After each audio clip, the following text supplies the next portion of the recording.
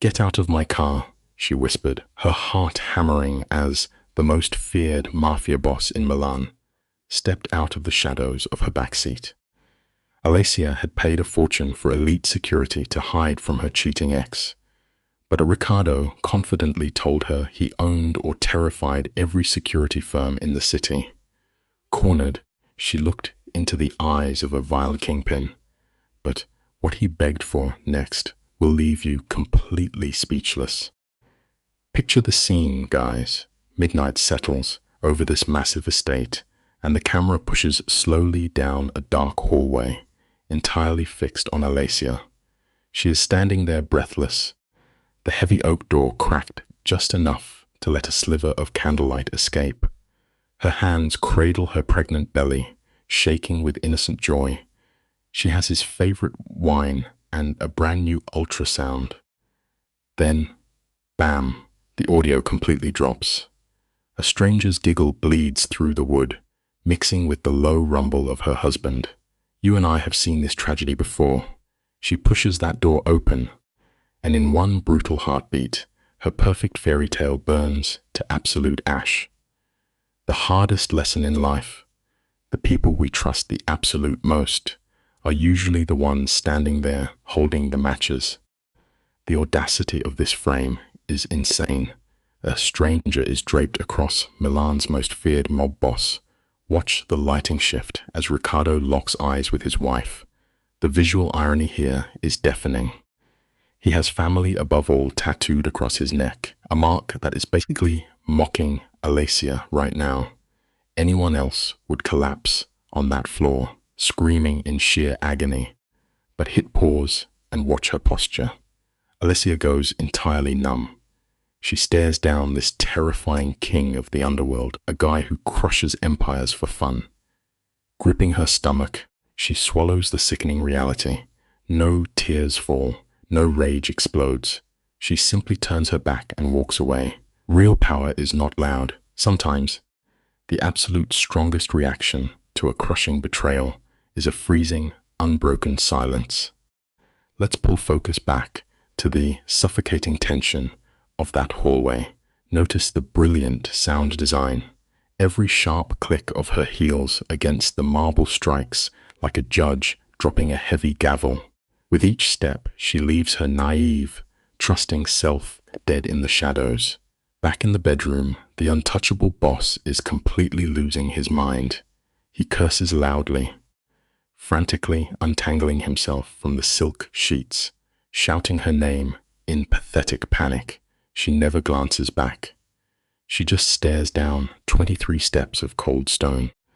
She used to count those stairs when she felt like his cherished queen. Tonight, that staircase is her only way out. Letting go of a toxic dream hurts, but walking away from a massive lie is always the very first step toward finding your true worth. Those stairs are her only lifeline.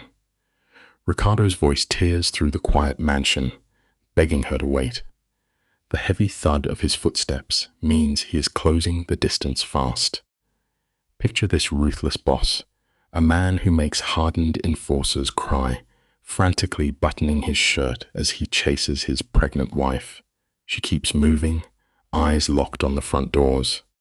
Her keys rest exactly where she left them. Then, his rough hand clamps down hard on her wrist. Look closely at the framing here, guys. She stops, but not because his brute strength forces her. She stops only because she allows it. Nobody can truly control you without your consent. Reclaiming your power begins the exact moment you refuse to be a victim of someone else's chaotic mess. Time stretches in slow motion as she turns to face him. Riccardo towers above her, a violent force of nature now completely unraveling. His famously dead eyes are wide with terror. He begs for a chance to explain, grasping at pathetic excuses. The camera tilts down. Alessia lowers her gaze to his hand on her wrist. She studies his knuckle tattoos, the exact ink she used to kiss in the dark safety of their bed. It all feels disgustingly cheap now. Without raising her voice, she states there is nothing left to say. Her tone is empty, echoing like a ghost. In that freezing silence, the underworld king realizes his empire is turning to ash. Words lose all meaning when actions prove them false. Shattered trust is never going to be repaired by a cheap, desperate apology. Stick with me here, because this is where the dynamic flips.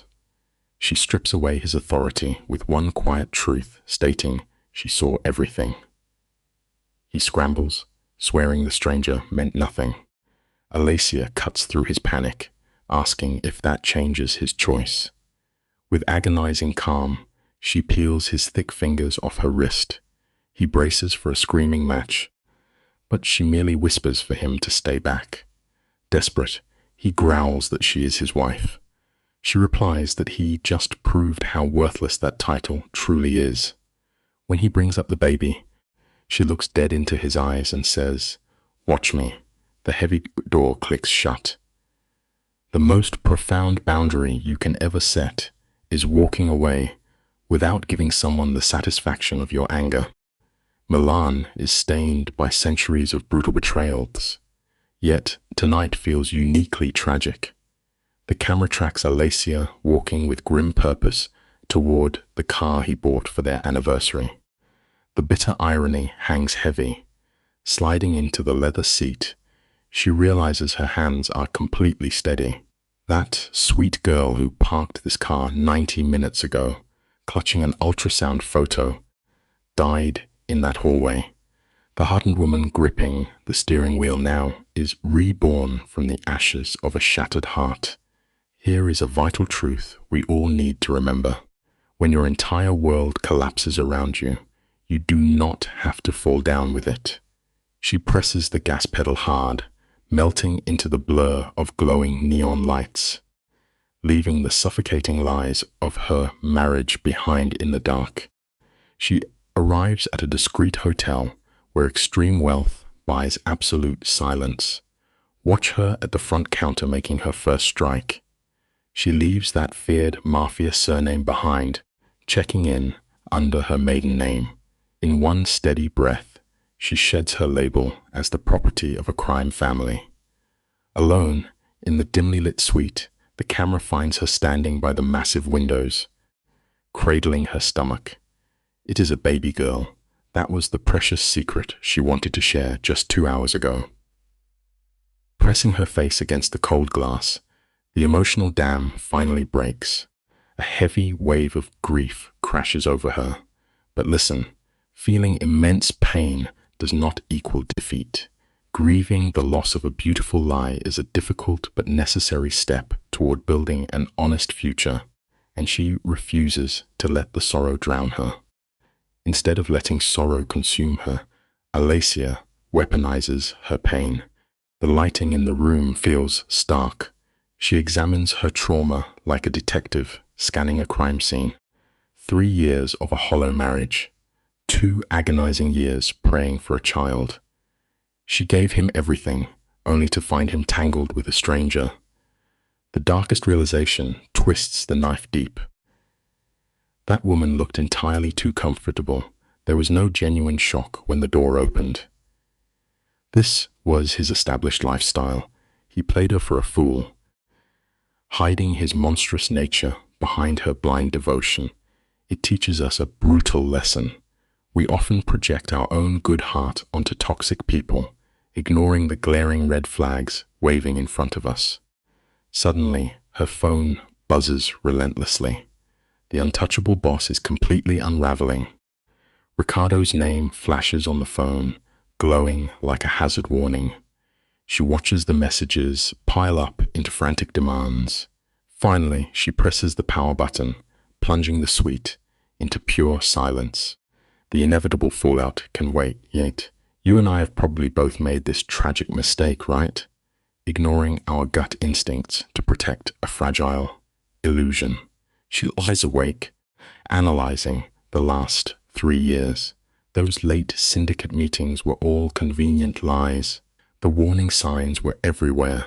She used to blame the stress of the underworld for his cruelty, convinced his twisted affection was true love. Lying in the dark, She understands a deeply painful reality. The hardest step of healing is finally forgiving yourself for choosing to believe someone else's beautiful lie. Excusing his cruelty as passion was a lie to protect her heart. Suddenly, a sharp kick against her ribs pulls her back to the present.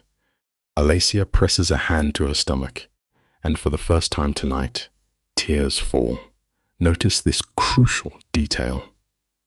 She is not crying over a cheating mobster. Her heart is shattering for the little girl growing inside her. This innocent child will be born into the ashes of a ruined family, fathered by a ghost. She whispers a tearful apology to her unborn baby. Yet, as she cries, a fierce resolve takes deep root. An unbreakable vow is forged right there in the shadows. We shape the next generation by the standards we refuse to lower. She will never allow her daughter to believe that enduring deep betrayal is the required cost of finding love. As a child, Alessia watched her mother play the tragic role of the suffering mob wife. She saw the slow fade of a woman who accepted disrespect to keep a fragile peace. She swore to break that toxic curse. Whatever violent war Ricardo plans to wage to drag her back into his cage, she is ready.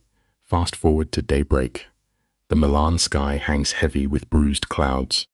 Alessia locks eyes with her reflection in the mirror. Outwardly, she looks identical to the girl who captivated the ruthless boss 3 years ago. But the soul behind her eyes has fundamentally shifted. The fragile girl who believed her pure love could fix a monster is dead. It is a harsh realization. You can never save a toxic person by simply loving them harder, but you can always save yourself by choosing to walk away. Let us unpack this tragedy together, shall we? Picture the dawn light catching the exact moment the warmth in Alessia's eyes hardens into steel. Ricardo used to worship that gentle gaze, treating her like a sanctuary from his violent world. But he dragged his dirt into her temple, and now that softness is dead. In the heavy silence, she chokes down dry toast just to keep her unborn daughter alive. She checks her screen, 47 missed calls, 32 texts. She erases his lies without a blink, then plays the audio. Through that tiny speaker, the untouchable crime boss is actually sobbing, begging for her to return. The lesson here is absolute. Those who carelessly destroy your peace will panic the very second you finally decide to take back your power. The camera pushes in close on her face, lit only by the pale blue glow of the phone in the dark room. Listen to the great Riccardo Moretti. The feared syndicate leader is weeping like a shattered child. On the first track, his deep voice violently trembles as he swears he can explain away the other woman. By the second message, he tries to glue his mask of authority back together, claiming his armed men are searching for her only to protect their baby. But the final voicemail strips the king down to nothing. He confesses he has collapsed on the floor of her empty closet, clutching her silk dresses, suffocating on the lingering scent of her perfume. The lesson echoes through that dark space. You never truly understand the weight of what you possess until your own hands crush it. The agonizing sound of his weeping fills the room, yet Alessia sheds no tears. She listens as exactly twice, deletes the file, and dials a ruthless lawyer. Cut to the stark lights of a downtown office. The attorney sits perfectly still behind a massive oak desk, his face a stone mask. When she drops the deadly name of her husband, he nods slowly, calling her Mrs. Moretti out of habit. But Alessia raises a single hand, stopping him cold. Her voice is like smooth glass as she tells him she is Miss Bellini now. In that one exhaled breath, she sheds the suffocating weight of his criminal empire. The lesson here is vital. Never let a broken relationship dictate your name. Reclaiming your true identity is the first step in taking back your life from the people who tried to bury your spirit. The attorney leans into the light, warning her of the violent storm ahead. Divorcing a syndicate boss is a deadly dance through hidden money and armed loyalists. But Alessia refuses to look away. She explains how she spent the midnight hours dissecting their prenuptial agreement, hunting for a weakness. She found his fatal flaw, strict infidelity clause that hands her the entire deck. The lawyer sits back, completely speechless.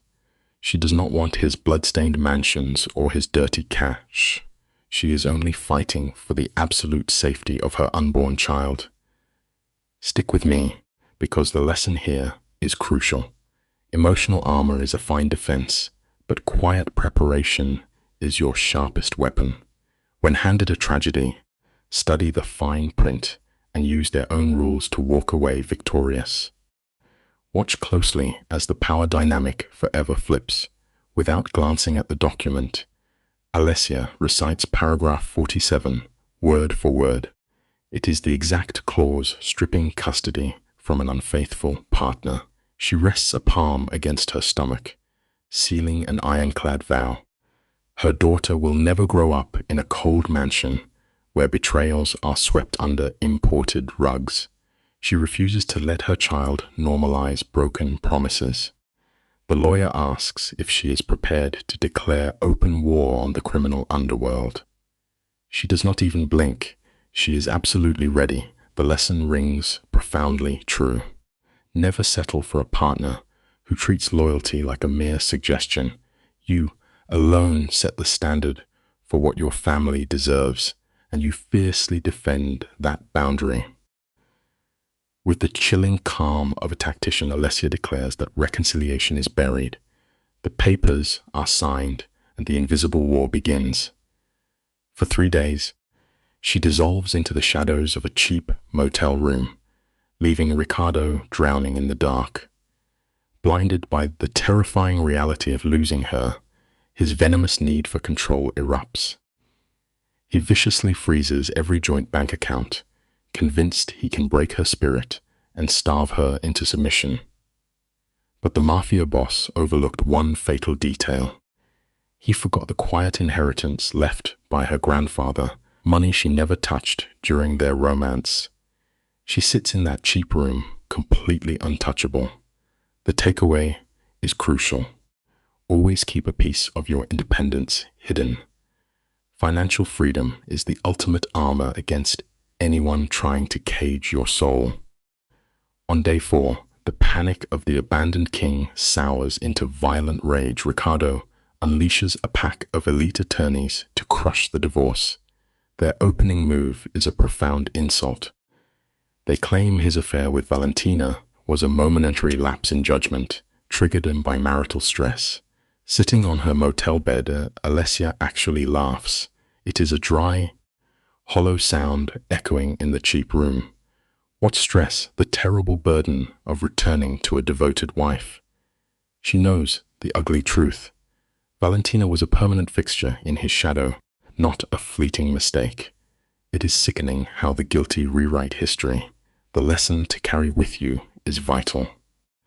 People who betray your heart will always draft a script where they play the tragic victim. Never let anyone gaslight you into carrying the burden of their own sins. When her lawyer asks how long the betrayal has been burning, Alessia just smiles. That's a sharp, terrifying expression, proving the underworld boss is not the only one who understands war. Exactly 1 week after her illusion shattered, she marches right back to the iron gates of the Moretti estate. She is not there to offer grace. She arrives at high noon, flanked by 2 massive private security contractors and her legal counsel. Ricardo stands waiting in the vast marble foyer. He wears a flawless charcoal suit, but his dark eyes are hollow and starved of hope. The lesson in this moment is legendary. When you finally must face the demon that broke your heart, you stare it dead in the eyes. but you never step onto the battlefield alone. Guard your boundaries and protect your peace. The tension in that grand foyer is heavy enough to crush bone. Ricardo stands beneath a crystal chandelier, the dark ink of his syndicate tattoos crawling up his throat. The letters proudly spell out family above all. The hypocrisy is so thick it feels like inhaling poison. He whispers her name, and the terrifying king of the underworld sounds like a frightened boy. Alessia does not blink. She delivers her demands with absolute ice, stating she is only here for documents and will vanish in 2 hours. She ruthlessly cuts off his desperate attempt to speak. The lesson here cuts deep into human nature. Words are cheap, and hypocrisy is always laid bare by action. A man can carve his morals right into his flesh, but real loyalty is only measured by his choices in the dark. You and I have probably both felt this freezing clarity.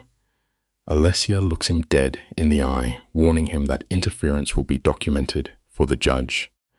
Watch the muscles in Ricardo's jaw jump wildly. You can see the violent nature of the mob boss fighting to break out, yet for the first time, Alessia feels no instinct to soothe his temper. He admits he sent the staff away so they could be alone, shamelessly weaponizing their unborn baby to trigger her guilt. Without missing a beat, she reminds him that her pregnancy did not stop him from dragging another woman into his bed. The vital lesson here is one of profound liberation. Stop shielding the fragile feelings of the person who destroyed yours. Dropping the urge to heal a toxic partner is where your true power begins. Leaving his act in ruins, she turns her back and ascends the marble staircase. Her footsteps halt when panic shatters Ricardo's composure. He screams up the stairwell that he loves her. The camera holds on Alessia. She freezes, gripping the cold iron railing. She does not look back. She tells the empty air that she no longer believes him, and their definitions of love are incompatible. She resumes her climb into the shadows. Moving like a ghost through the halls, she gathers only her grandmother's humble jewelry, leaving his blood-soaked diamonds glittering uselessly in the dark. The profound lesson here is undeniable. Love without deep respect is just a disguise for manipulation. If someone's version of romance requires dragging your dignity through the dirt, just walk away. She glides past their leather-bound wedding album, viewing it as a glossy artifact of a beautiful lie. With her documents secured, she steps into the shadows of his private study, slipping the desk lock with a quiet click, a dark skill learned from years beside a Mafia king. She hunts for ledgers to cement her case. What she pulls from the bottom drawer stops her dead. It is not just offshore statements. It is a heavy steel lockbox overflowing with photographs. Pictures of Valentina, yes, but also a dozen unknown faces. It is a staggering timeline of betrayal spanning their entire marriage. The lesson to take away is terrifying, but absolutely necessary. Buried secrets always claw their way to the surface. If you ignore the quiet warnings of a liar, life will eventually force your eyes wide open. Pause the movie right here, guys. Look at this freezing hardwood floor. We have Alessia, 6 months pregnant, and she is staring at these glossy photos of Ricardo's betrayal, like they are tarot cards predicting her doom. The lighting in this scene is absolutely brutal. Catching the exact second, her soul just snaps in half. All that sweet mercy she had for him, gone. Poof. She walks down those grand stairs, finds the Mafia king pacing in the dark, and her voice is dead, just completely empty as she mentions the trophies in his desk. Listen up, the bitterest pill here is that betrayal burns the bridge of empathy straight to the ground. You cannot butcher someone in the dark and then beg for their grace in the light. The camera pushes in right here, and we are witnessing the absolute anatomy of a broken vow. She does not just yell at the guy, she clinically takes him apart. Her voice sounds like a winter wind as she actually thanks Ricardo for putting dates on his cheating photos. Just watch his body language. The underworld boss completely deflates. She looks right through him, asking if she was just a shiny little ornament to make him look less like a monster. When this untouchable king drops to his knees on the cold marble to beg, she just raises one hand. She tells him to keep the cheap apologies because she is going to burn his empire down with his own matches. When someone hands you the evidence of their own destruction, you do not cry, you use it to build your new life. Let us look at this piece by piece. Alessia knows exactly where his fatal artery is. She does not blink. She looks this man in the eye and promises to take his own ironclad prenuptial agreement and slice him open with it. Full custody. She is taking the only pure thing this Mafia prince ever cared about. She steps right into his shadow, so close you can see the panic beating in his neck, and whispers that he really should have respected his vows. As she walks away, his hand reaches out and grabs nothing but air. The ruthless architect of the city is suddenly just a terrified, weeping boy, begging for his daughter in a dark hallway. It is tragic, honestly. Arrogance is a quiet poison. You walk around thinking you are a god, and you lose the one thing keeping you human. Notice how the director drops these heavy shadows over Ricardo. This guy thought he owned the universe, and now he is just a broken king crying at the edge of his own cliff. Hit pause and look at Alessia's face. For one split second, she is searching his eyes, catching the ghost of the charismatic guy who swept her off her feet. The phantom of the lover who promised her the world. But that is the tragedy. He is just a ghost now. Staring right into his desperate face, she drops the final axe.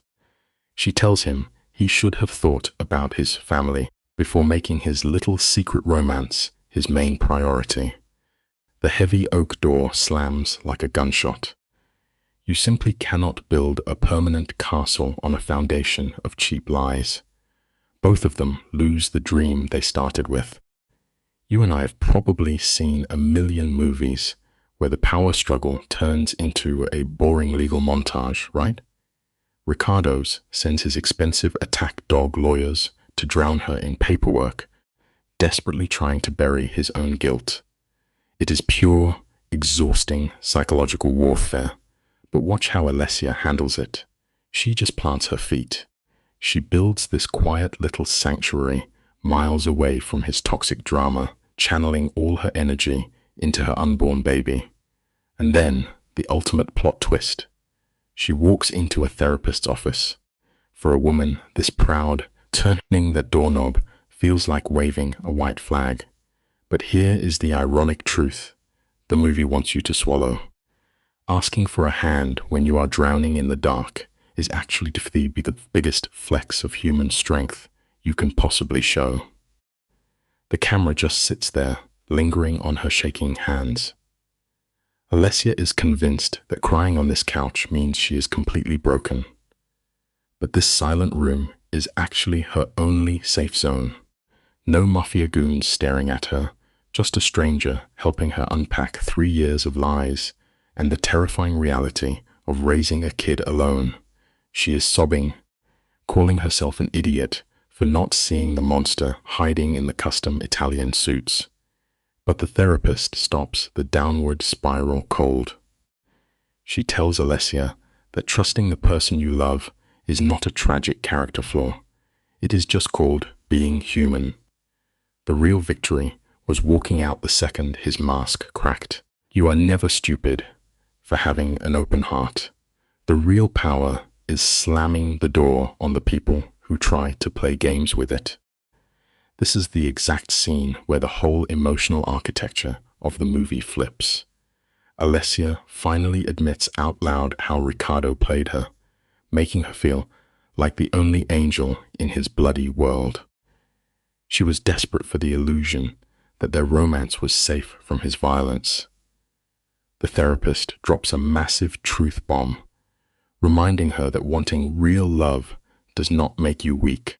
The villain is the guy who weaponized her good heart against her.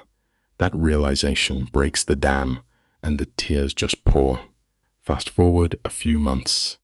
She is heavily pregnant and steps right back into the Lion's Den, an elite art gallery, the exact same room where she first bumped into the devil himself. Because true healing means standing right in the middle of the crash site and realizing you survived the fire. You have to appreciate the framing of this moment. Just stepping over the threshold of that fancy gallery is a silent declaration of war. She is telling the high society crowd that she refuses to be the tragic victim of the weak. She glides through the room in this gorgeous emerald gown, looking completely untouchable, knowing perfectly well her ex is lurking around. Across the room, Ricardo is holding court with his shady crew. His suit barely covers the violent tattoos creeping up his neck. Those exact same tattoos used to give her butterflies. Now they just look like giant flashing hazard signs. Pause the tape and take notes, guys. Red flags are harsh warnings trying to save your life, not pretty little decorations for you to romanticize while your heart gets absolutely crushed. The director slows everything down right here. Their eyes lock across the crowded room, and the air just turns to concrete. Alessia's not even blink. Ricardo is stuck there, frozen like a statue of pure regret. For a few heavy seconds, all the expensive art and the whispering rich people completely fade to black. It is just the two of them in this suffocating standoff. And then Alessia wins the entire movie without lifting a finger. She just smiles at him. But it is not a sweet smile. It is the freezing smirk of a woman who knows she holds all the cards. She turns around and starts laughing with Marco, this powerful older guy, totally ignoring her ex. She can feel Ricardo staring daggers into her back. But she just lets him burn. She spends the night floating like a total queen. Stick with me here, because this is where it gets crazy. The wealthy snobs are absolutely feasting on this drama. You can hear them buzzing, trading dark rumors about Ricardo, while quietly clapping for Alessia winning in court. She just lets the gossip bounce right off her. Then, Marco makes a fatal mistake. He gently puts his hand on her lower back to guide her to the bar. To a normal person, it means nothing. But to a toxic, possessive Mafia boss watching from the corner, that is a nuclear launch code. The temperature in the room instantly drops. Alessia feels that cold warning crawling up her neck a full second before she even turns around. Ricardo is marching toward her. Always listen to that sudden drop in your stomach, guys. Your gut spots a predator way before your brain ever does. You and I know that awful, heavy feeling right before the storm completely wrecks the house. Alessia has maybe 30 seconds before her ex absolutely loses his mind in public. She plays it perfectly. She smoothly ditches Marco and vanishes into a tight circle of rich ladies near the door. Using a human shield is a genius survival move when you are dealing with a walking time bomb. Ricardo stops dead in his tracks. Even from across the room, you can feel his rage suffocating the scene.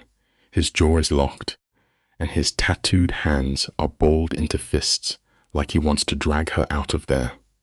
Alessia just casually looks over her shoulder, hitting him with this blank, untouchable stare. The silence in that gallery is deafening. Her eyes are screaming the only words that matter. I am not yours anymore. Let us take a step back and really look at the brutal damage of one single indifferent look. For a guy who spends his life controlling every living thing around him, her not caring hits harder than a bullet. His eyes are just a mess of anger, heartbreak, and toxic obsession. Any normal person would freeze under that stare. But Alessia, she just turns her back. She uses her pregnancy as a polite excuse to leave the party early, and you can literally feel her spirit taking flight as she walks out.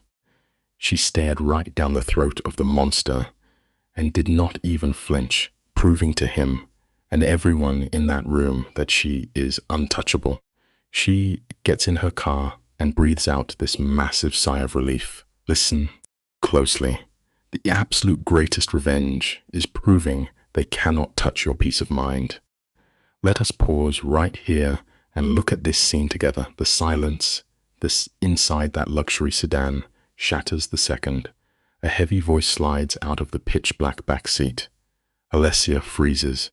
You can see her heart hammering as Ricardo leans forward, his hardened face cutting through the shadows. He whispers that the driver is already on his payroll, and that every locked door in the city bows to his name. He wants her drowning under his absolute control. But watch closely. She forces her trembling jaw to lock tight and tells him to get out. He snaps, spitting venom about how his blood money bought her perfect life. Here is the tragic irony. All the cash in the world cannot buy you actual freedom, and true safety only exists behind the iron walls we have the guts to build.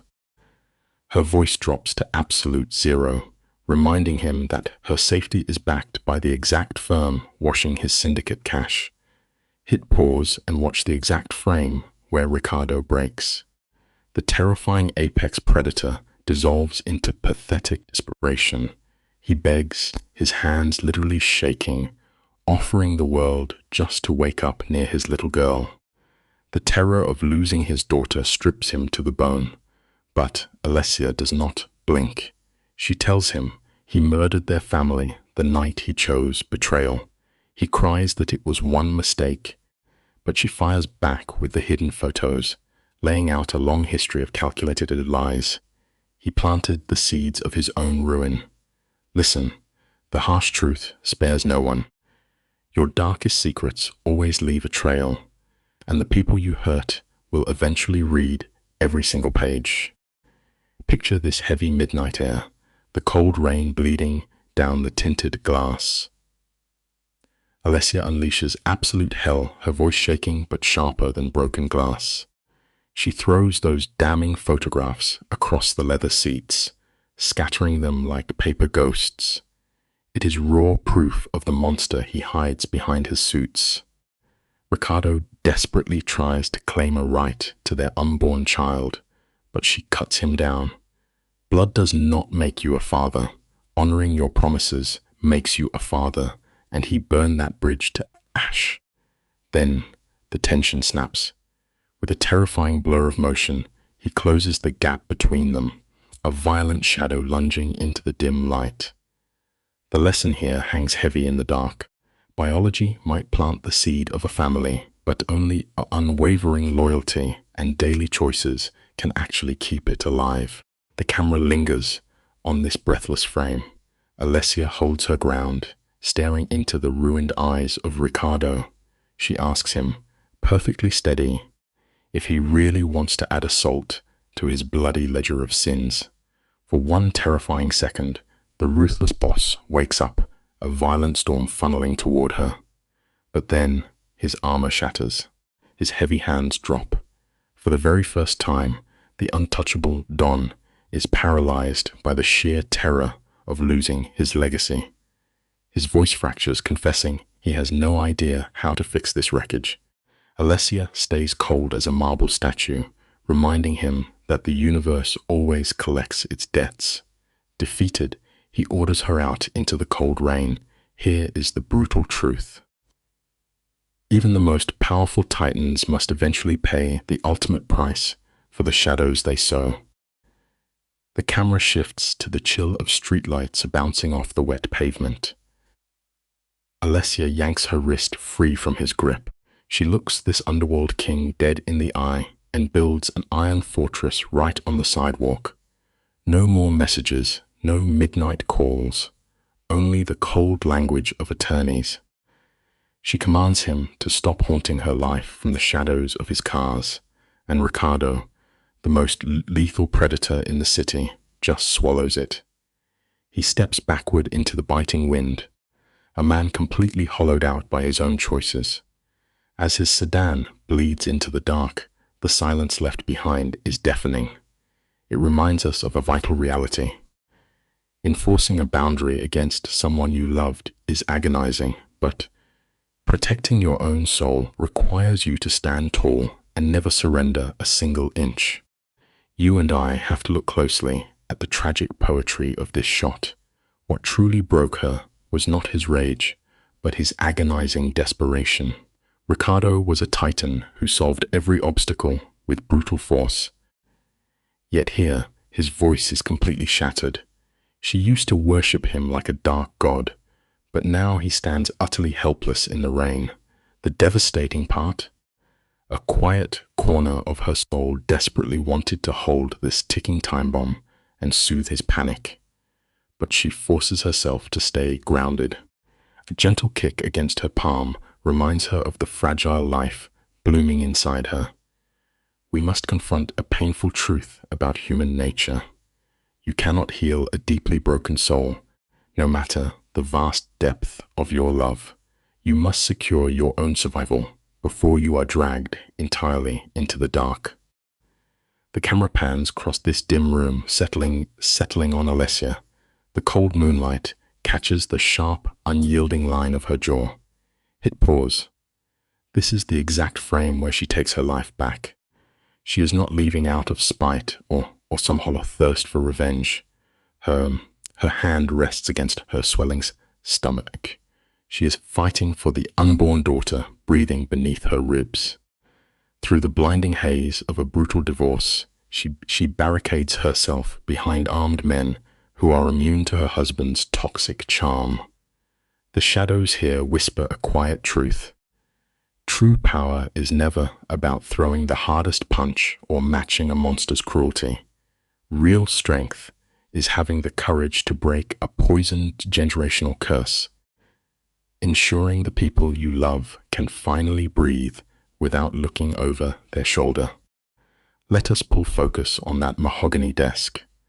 Her lawyers slide a stack of bank records across the wood, the scrape echoing like a gunshot. The mercenaries guarding her are draining her family's inheritance, but the price of clean air is worth every penny.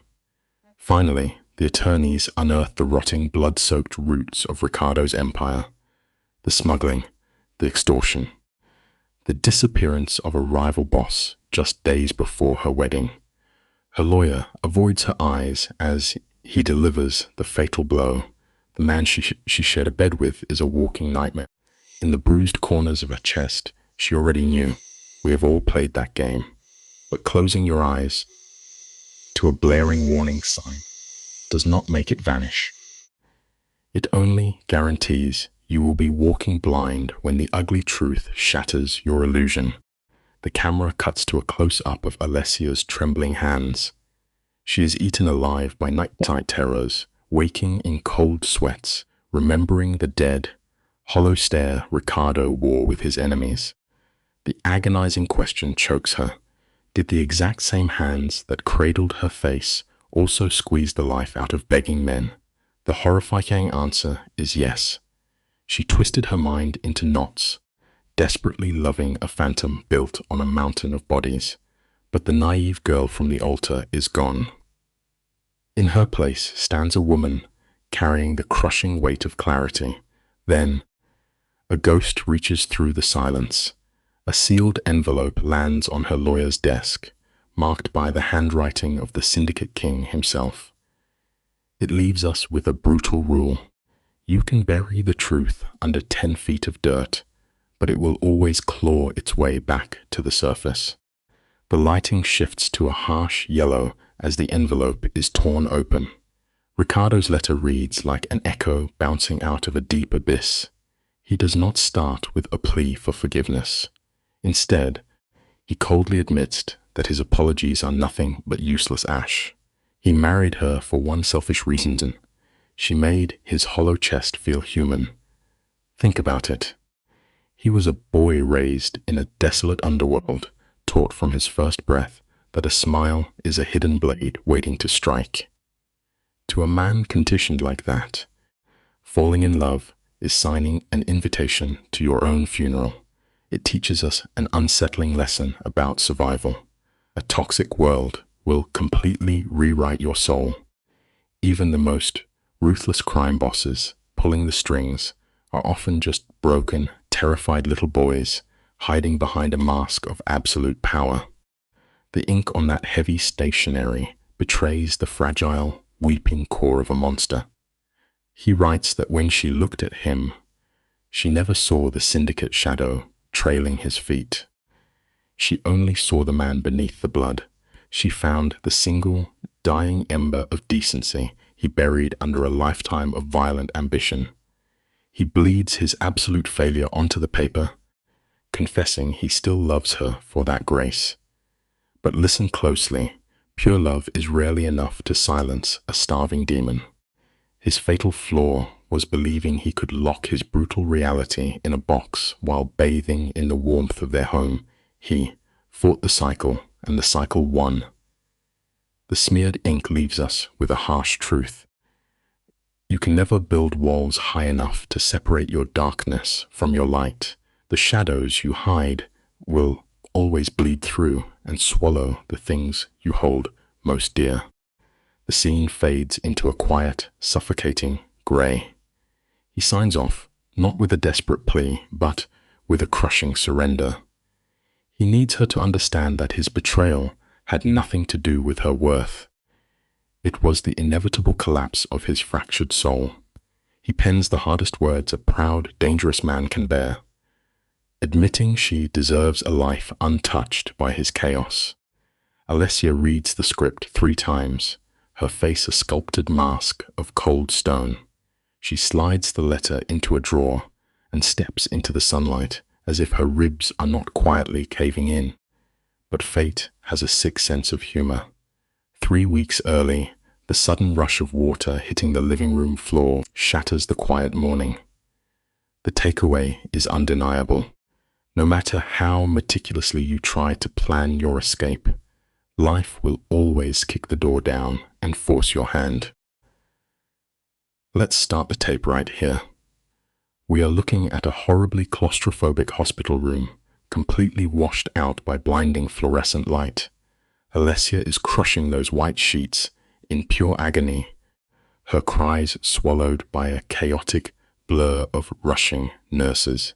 Her mother and best friend stand like stone pillars, building a desperate shield around her, but hit pause for a second. In the ringing silence between the crushing waves of pain, she isn't picturing the ruthless Mafia boss who runs the concrete jungle. She's just looking for the ghost of the guy who promised to hold her hand. Underneath all her heavy rage, she is drowning in quiet, suffocating grief. It forces a really devastating realization on us. The darkest choices we make in the shadows will always eventually rob us of the brightest, most sacred moments we were supposed to share.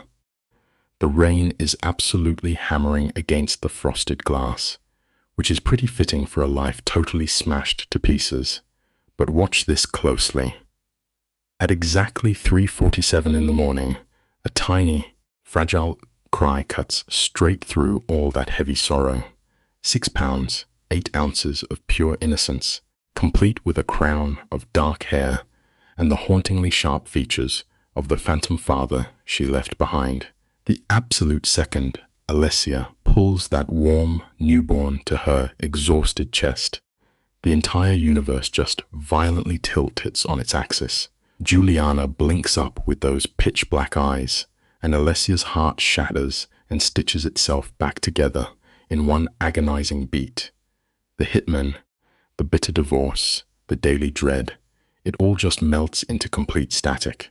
The takeaway here is beautifully simple. Sometimes, the arrival of a completely unwritten chapter is the strictly required push that finally teaches us what actually matters. Now the scene shifts to the soft grey light of dawn.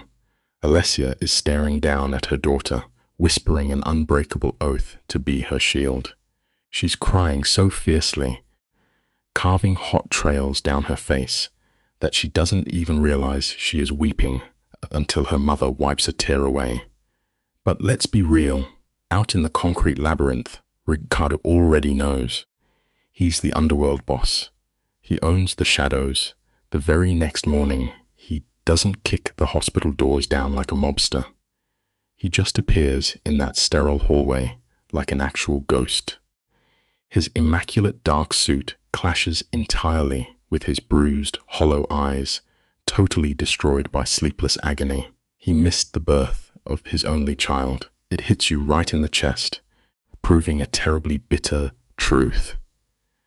Power and money can buy the entire world, but they can never buy back the precious moments you carelessly burned to the ground. You and I have probably felt that sudden, freezing drop in the room when a ghost walks in. Let's really look at Ricardo here. His heavy black tattoos clash violently with his pale, exhausted neck. He doesn't look like a crime kingpin. He looks like a guy who barely survived a fatal car crash. The grandmother is shaking, instantly reaching for the call button. But Alessia? She absolutely refuses to flinch.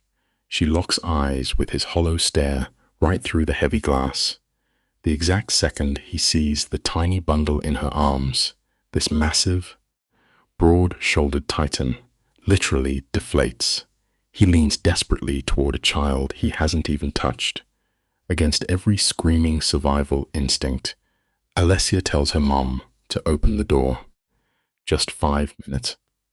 It teaches us something profoundly wild. Offering grace to the person who completely broke you is entirely about setting your own soul free.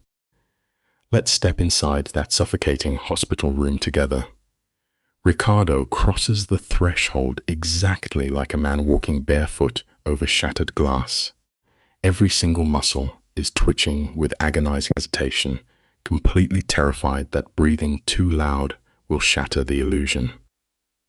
When he finally speaks, it sounds like pure rust, scraping out a desperate, whispered, "Thank you." But Alessia is pure winter. Her rigid posture makes it brutally clear to him that this is just a brief visitation, not a pardon. He takes 3 agonizing steps toward the bed, and the camera lingers on his bruised, exhausted eyes. The exact same violent hands that dismantle street empires are violently shaking, just asking to hold his daughter. Never forget this harsh reality. True power isn't found in bank accounts or ruling the streets. Real power is holding the one fragile thing you are terrified to lose. Every screaming instinct in her exhausted veins is begging her to pull the baby away. The man standing over her bed is literally a walking, breathing hurricane.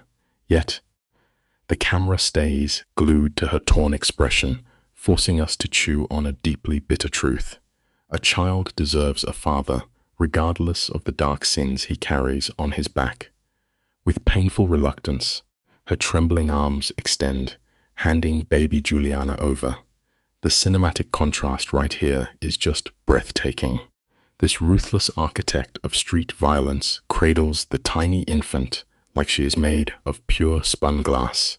His famously dead eyes instantly flood with immediate, devastating warmth as he whispers her name, honoring his late grandmother.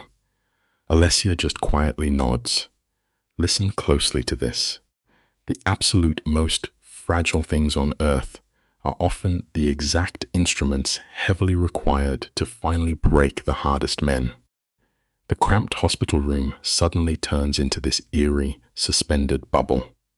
Ricardo chokes up, murmuring that their newborn is absolutely perfect. Alessia snaps right back, her tone sharp as broken glass, pointing out the girl has his eyes and praying she survives that dark legacy. The silence stretches out, thick and suffocating, interrupted only by the cold, rhythmic beep of the monitor. It is a tragic portrait of a ruined family. Then Ricardo just drops the bomb. His voice goes terrifyingly dead as he promises to sign everything.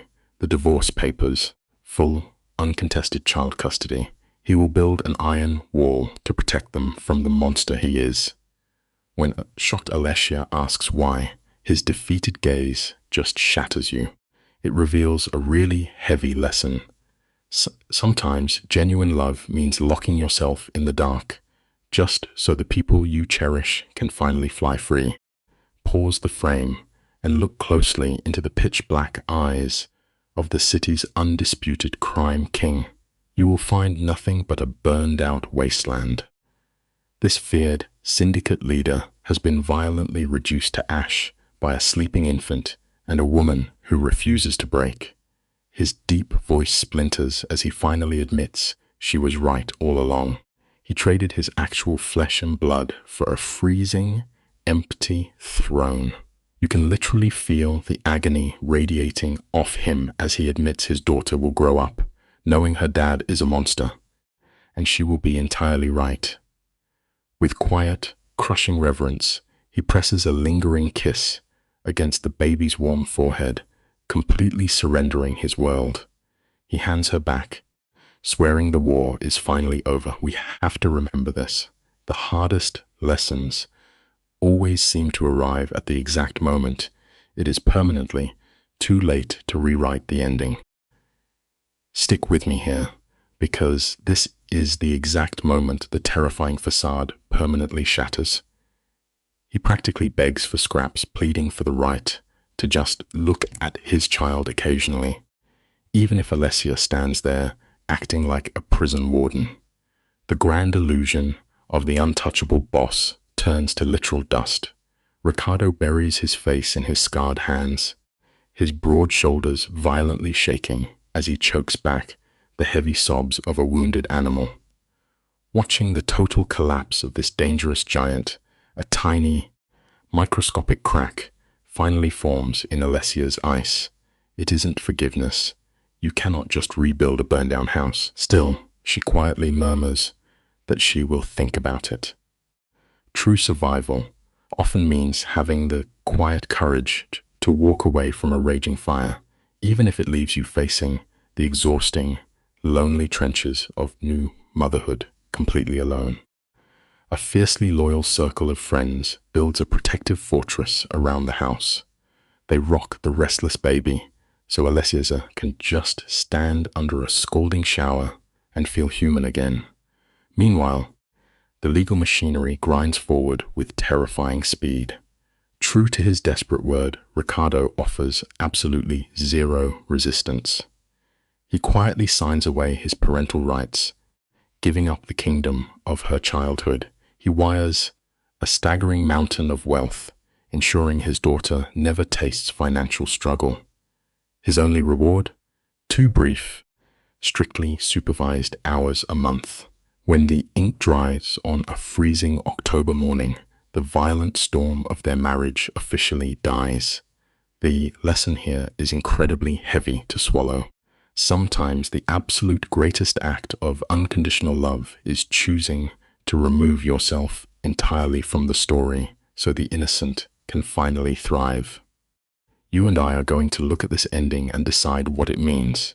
Staring down at the cold, finalized legal documents, Alessia doesn't feel any sweet rush of victory or a grand exhale of relief. She just feels entirely hollowed out. But time is a relentless river, constantly dragging her forward into the light. As little Juliana hits 3 months old, she transforms into a profound blessing, her bright smiles anchoring a mother slowly healing from catastrophic betrayal. Yet, the universe always has a darkly cruel sense of irony, right? The beautiful infant is steadily becoming a perfect mirror image of the underworld king who broke their family. She has those exact piercing eyes. We must always remember this. We cannot control the lingering ghosts of our past, but we can always choose to fiercely love the beautiful future standing right in front of us. Picture this: the visitation hour hits, and Ricardo operates with the cold precision of a ticking bomb. He knocks on the exact minute, then vanishes into the shadows the second his time expires. No subtle manipulation, no lingering charm thrown at his former wife. He just sheds his blood-stained underworld skin right on the doormat. I want to pause the tape here. Watching a guy who commands violent chateaus suddenly fold pastel baby blankets with the shaking hands of a saint is a wild psychological trip. His gravelly voice, usually meant for death sentences, fills the sunny hallway with soft Italian lullabies. Alessia watches from the doorway, entirely silent. We have to remember this. We all contain violent contradictions, and sometimes the most dangerous people harbor a tragic tenderness. The camera lingers on Alessia, perfectly still in the dim living room. The man on her velvet couch, bathed in amber light, looks nothing like the ruthless predator who burned their marriage to the ground. He left his criminal crown at the door, sitting there like a polite ghost. You and I know that haunting well the suffocating tension of a quiet room. This fragile illusion holds for months until the night suddenly shatters. Her rare glass of wine sits untouched as the iron gate buzzer shrieks. Through the grainy security monitor, a messenger trembles in the shadows, clutching a sealed envelope. Life teaches us this cruel rhythm over and over. Right when you finally exhale and believe your sanctuary is safe, your darkest history simply finds a new door to kick down. The breathless runner whispers that the envelope holds critical intelligence on Ricardo. Watch Alessia here. Her adrenaline spikes her pulse as she rips the paper. Inside rests a glossy photograph of Valentina, the exact phantom who poisoned their vows. But the true horror lies in the background. Ricardo stands right behind her in a sterile hallway, his tattooed hand resting gently on her arm. The timestamp mocks her, dated just 3 days ago. White-hot fury blurs her vision. She dials her attorney, hands shaking, ready to burn the whole city down, yet the calm voice on the line commands her to breathe. The lesson we must carry is absolute. When blinding anger screams at you to strike immediately, sheer patience is the only armor that stops you from walking into a fatal snare. The attorney paints an unforgiving picture. A kingpin like Moretti collects enemies who would gladly detonate his family just to watch the man bleed.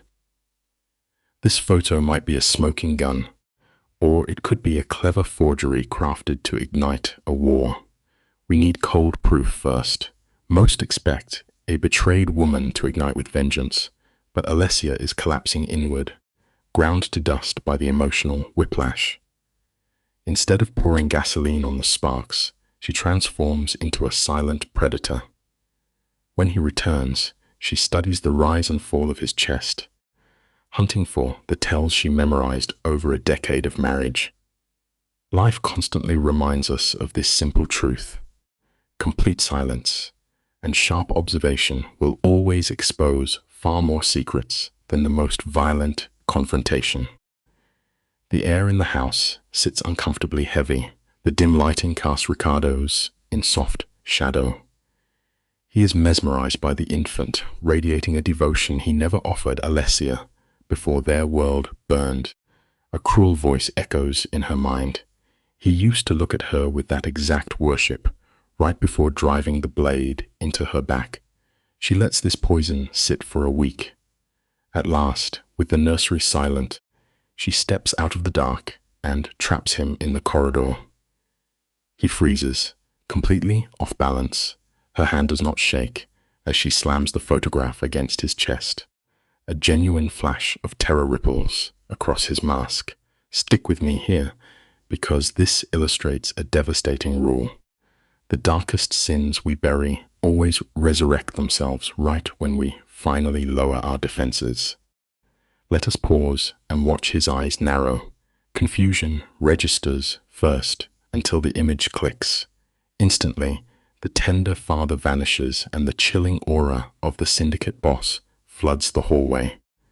His voice drops to a terrifying murmur, demanding the sender's name. Alessia mirrors his eyes.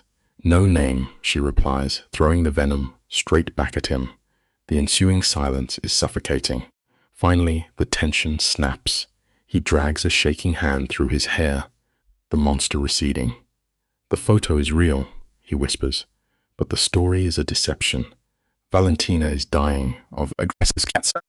Penniless and broken, she begged him for a final chance at life. We must remember this quiet lesson. The most profound, heartbreaking truths often lie buried beneath our most catastrophic assumptions. Alessia is pinned in place, staggering under his confession. A bitter laugh escapes her. Does he really expect her to swallow this tragedy? He stares directly into her soul and forbids her from believing him. He tells her to track the payments herself, admitting he incinerated her faith and deserves no grace. Then her voice cracks on the heaviest question. Why pour a fortune into saving the exact woman who burned their world to ash? His gaze drops. "Because she is dying," he whispers, "and regardless of their wretched sins, no human deserves to face death alone." He is fighting a quiet war to clean his broken soul. The life lesson rings with pure clarity.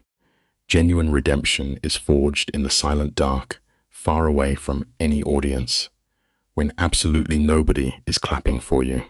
The frame holds on Alessia's searching eyes. She scours the rigid lines of his face, hunting for a lie. To her bewilderment, the canvas is clean. She hardens her jaw, warning him that she will fact-check every syllable. If she finds one false note, his daughter is gone forever. Ricardo merely nods, stepping back into the shadows, welcoming the scrutiny. The twist cuts like a knife. The oncology ward verifies everything. Valentina is decaying from stage 3 cancer, sustained only by a phantom benefactor covering the massive bills. Let us pause and examine this together. The vital life lesson we must learn is to always trust, but aggressively verify. The bleeding truth is often infinitely more bizarre and complex than the neat lies we construct to keep ourselves safe. A blood-soaked kingpin draining his coffers to keep his treacherous mistress breathing is a cinematic paradox. Alessia's mind fractures, trying to map his psychology. Is this another labyrinth of manipulation, or is the devil trying to plant a single white rose in a lifetime of scorched earth? When he returns for the baby, she stops looking for the trapdoor. The camera simply observes him. This terrifying architect of violence cradles his tiny daughter as if a harsh breath might shatter her. He hums a melancholic lullaby, a frequency of love his brutal soldiers could never comprehend. This paints a profound life lesson. The human soul defies logic. Often, the most calloused monsters harbor a desperate softness that defies every single expectation we project onto them. The infant cries, piercing the quiet. Instantly, the kingpin paces the hardwood, rocking Juliana with a desperate gentleness until she settles into a peaceful rhythm. The camera tells us no lies. His adoration is agonizingly pure. Watching his shoulders sway in the dim light, a tragic question anchors in Alessia's chest. Can a man be venom to his wife, yet a flawless sanctuary for his child? Time drips forward to December. The baby's first Christmas unfolds in golden light, surrounded by safe, loyal faces. Ricardo is exiled, locked out of the holiday to shield the innocent from his violent storm. Carry this brutal life lesson forward. You are entirely permitted to build iron gates to protect your sacred peace, even if it leaves someone you once worshipped freezing in the dark. A package materializes on the porch. No return address, just her Navzabch in the sharp ink she would recognize in her sleep. She peels back the wrapping to expose a fragile first edition of her favorite Italian poetry. The tragedy hits like a physical blow. She whispered a fantasy about this exact volume half a decade ago. Caught between the pages lies a heavy note. He writes that he memorized every dream she gave him, but failed at proving they mattered. Alessia is frozen, fingers trembling over the cracked leather. The romance is dead, but her chest caves in for the ghost of the boy she married. Grasp the painful life lesson tightly. True attention to a soul is a devastating force, and a whisper you gave away years ago can drop with the absolute heaviest weight today. The blinding hatred has finally burned out. What remains is a desolate wasteland where a heart simply forgets its rhythm. As winter bleeds into a new year, an eerie truce takes root. Alessia stops treating his visits like an interrogation. In that quiet space, Ricardo begins bleeding out his sins. He confesses he is dismantling the syndicate. He is abandoning his violent throne to carve out something clean. Terrified his daughter will choke the ash off of his legacy. When Alessia quietly asks why he is handing her the keys to his ruin, he stares at the floorboards. He just wants her to stop seeing a monster. Take this profound life lesson with you. Resurrecting dead trust demands a grueling, unwavering crawl through the dark, long after the final destructive blow has been struck. Pause right here, guys. Look at the screen. One day he holds on to hope, and the very next morning that piece blows up. The camera tightens on Alessia, holding the baby when the phone rings. You can literally feel the room freeze. A cold voice calls her Mrs. Moretti, passing a bloody hello to Ricardo from Victor Anton. They are threatening the infant. The line clicks dead. Absolute dread locks her spine, but notice what she does. She does not dial the cops. She calls Ricardo. When real wolves circle your house, you need the biggest monster you know to hold the door. It is a harsh but simple life lesson. When the floodwaters rise, you have to choke down your pride and summon the devil who can actually save you, even if he is the exact guy who broke your heart. The phone barely finishes one ring before he picks up.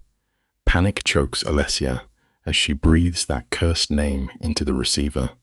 Victor Anton. A suffocating silence swallows the line. When Ricardo speaks, his warmth is gone. It is just the freezing voice of a killer telling her to lock the doors. 12 minutes later, burning rubber tears the street apart. He does not show up like a normal dad. He brings the crushing weight of a criminal empire, heavy cars blocking the road while armed men flood the shadows. He shatters her doorway like a dark storm, ready to drown the city in blood for his kid. It drops a heavy truth on us. Real devotion is never about cheap words. It is measured only in the brutal seconds of collapse, proving exactly who shows up when the dark falls. Look at his face here. His dark eyes lock onto Alessia and the tiny baby. He is scanning them, totally frantic. But the second he knows they are breathing, the scared father dies. He is instantly replaced by the dead-eyed king of the syndicate. He demands to hear every syllable of the call. As she whispers the threat, his jaw turns to granite. He lays out the grim reality. Anton is a ruthless Russian rival who crossed the ultimate line by hunting a child. Stepping close, his voice drops into a gravelly command. They are vanishing tonight into his mountain fortress, far from these streets. Stick with me, because this is a vital life lesson. The sins of our past cast dangerously long shadows. If you ignore your buried debts, they will always rise up to haunt the innocent people you love. Alessia does not flinch. She rejects the order flat out. Her voice cuts the room, reminding him she signed those custody papers just to shield their kid from this exact nightmare. Ricardo physically recoils. It is like watching a proud king shatter. He quietly confesses his failure, admitting he underestimated his rivals. He practically begs her to let him manage their survival. She lets out a bitter laugh, because his need for control is what killed their marriage. But then she sees the cracks. Beneath his icy exterior is just a terrified dad pleading for his little girl's life from a woman who deeply despises him. The lessons is undeniable. Pride is a deadly venom in a crisis. Surviving the real storms always requires you to completely swallow your ego and accept the help you hate. Tonight, you and I are unpacking this story together. Picture Ricardo, a ruthless boss who breaks spirits for a living, now spiritually on his knees, begging to protect his blood. The silence is pierced by Juliana, letting out a terrified cry. Alessia pulls the trembling infant to her chest and makes a rapid choice. 24 hours. That is all he gets. Ricardo releases an exhale thick with regret. He immediately sweeps them away to a shadow-draped villa high in the hills of Milan. It is a wild visual. A fortress of cold steel and stone guarding a pure, untouched nursery. Inside, it is a stark contrast. Here is a simple piece of wisdom to hold on to.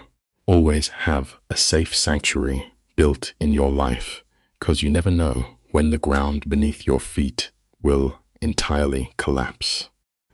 Once inside those walls, he leaves them alone. Alessia paces the dark hardwood, her eyes catching the blue glow of the security feeds. On those monitors, Ricardo is back to being a merciless general, directing soldiers without a second of sleep. By 3 a.m, the house feels like a tomb. She wanders downstairs and finds him bathed in the dim kitchen light. His jacket is tossed aside, sleeves rolled up to expose the dark ink of his brutal past. His hollow eyes just stare at a glass of whiskey he refuses to drink. His voice is a broken whisper, asking only if their daughter is sleeping. It hits you right in the chest. Here is the undeniable truth. Pure dedication only reveals itself in these agonizing, lonely hours when absolutely no one else is around to watch. She steps into the light, asking what his next move will be. His response is a low rumble. His men are hunting the Russian boss. He stops short of describing the blood, knowing she despises his world. Yet adrenaline still hums in Alessia's veins. Bone-tired, she pulls up a chair and sits directly beside him. Look at Ricardo's reaction here. He freezes. His dark eyes lock onto her in pure disbelief. He cannot fathom that she willingly closed the distance. She mutters a cold warning not to overthink it, and he just offers a slow nod. They sit together in the thick quiet of the morning, finding an eerie sanctuary in the shared silence. It exposes a very difficult truth. Sometimes the very architect of your destruction is the only soul who truly understands the violent storm you are trying to survive. The silence breaks when he asks why she chose him over the police. Alessia offers zero comfort. She tells him flatly that cops are just paper shields against a predator like Anton. Staring at the man who ruined her life, she delivers a brutal reality check. He was a garbage husband, but he is a master of violence. When her baby's life is on the line, he is the only blade sharp enough to kill the threat. Then comes the devastating strike. She quietly reveals she no longer hates him. Hate requires a fire she refuses to feed anymore. She is left with nothing but heavy exhaustion and icy disappointment. The tragedy echoes loudly here. Apathy is the absolute final stage of grief. When a person entirely loses the fire required to even fight you, you know the bond is truly dead in the ground. Ricardo throws back his whiskey, letting the burn mirror the devastating truth he is about to unleash. His voice scrapes the kitchen walls as he swears their love was never a lie.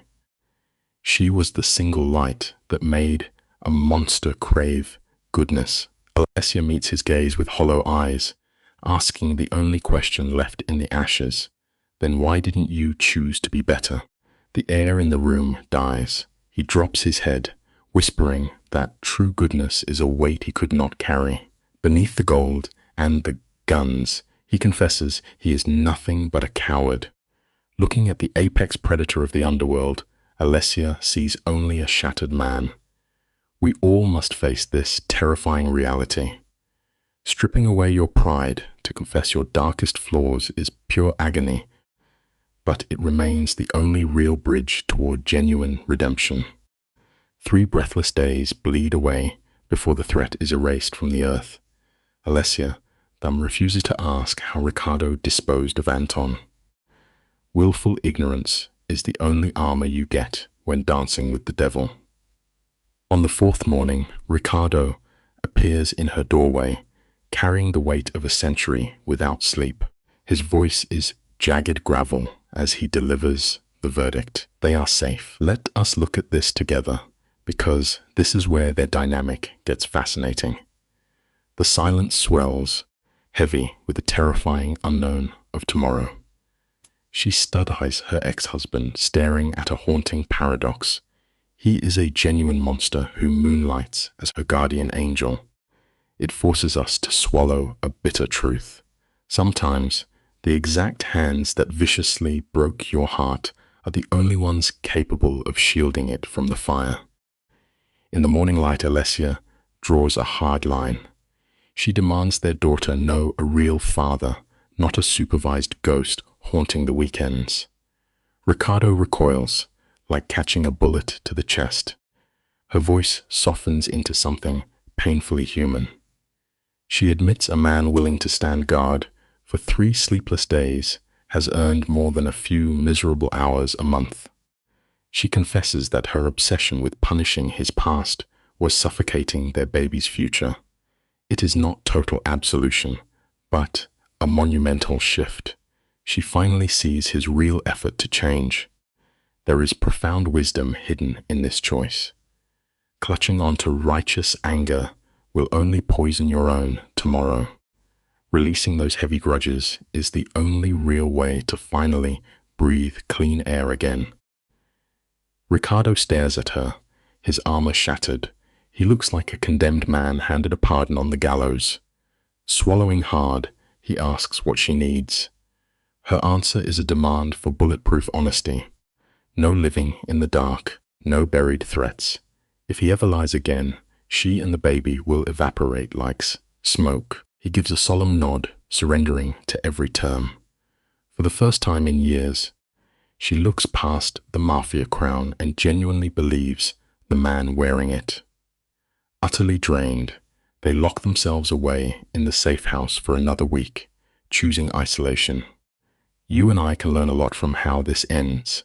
It shows how destruction paves the road for growth. Sometimes, hitting absolute rock bottom provides the only solid concrete you need to build a new life from the rubble. Look, guys, the brutal reality of their world doesn't just magically turn into some cheesy mafia romance movie. Instead, they carve out this insanely fragile ceasefire right in the middle of a lifelong war. Picture this. The city's most lethal apex predator is now sitting awkwardly in a therapist's office, highlighting pages in a beat-up parenting book. When Alessia finally breaks the ice to ask what caused this massive shift, he just looks her dead in the eye. He admits he was absolutely terrified of losing her for good. It hits you right in the gut. The irony here is heavy, and the lesson is brutally simple. Real, permanent change never happens when we are comfortable. It only sparks the exact second you realize you are holding the one thing that matters, and it is slipping away. Let's hit pause for a second and really look at this piece by piece.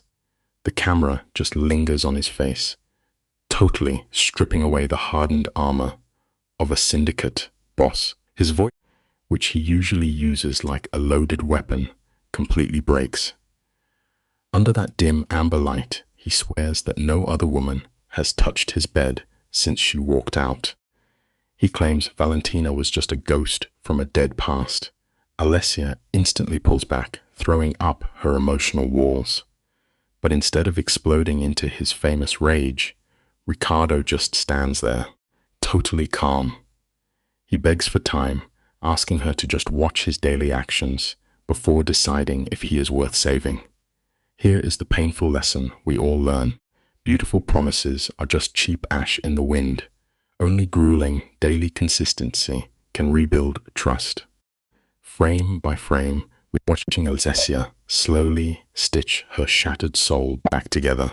The shadow of the obedient Mafia wife is fading out, and she is fiercely claiming her own survival. She traded the massive, cold estate for a simple sunlit apartment, and their dynamic flips into this crazy paradox. The ruthless boss is literally sitting on a cheap woven rug in the afternoon sun, spending hours just stacking wooden blocks with their little girl. He traded his throne of terror for the exhausting, invisible grind of a father desperate for forgiveness. It is the ultimate visual study in penance. We all want a quick fix, but the lesson is that true healing is never a magic lightning strike.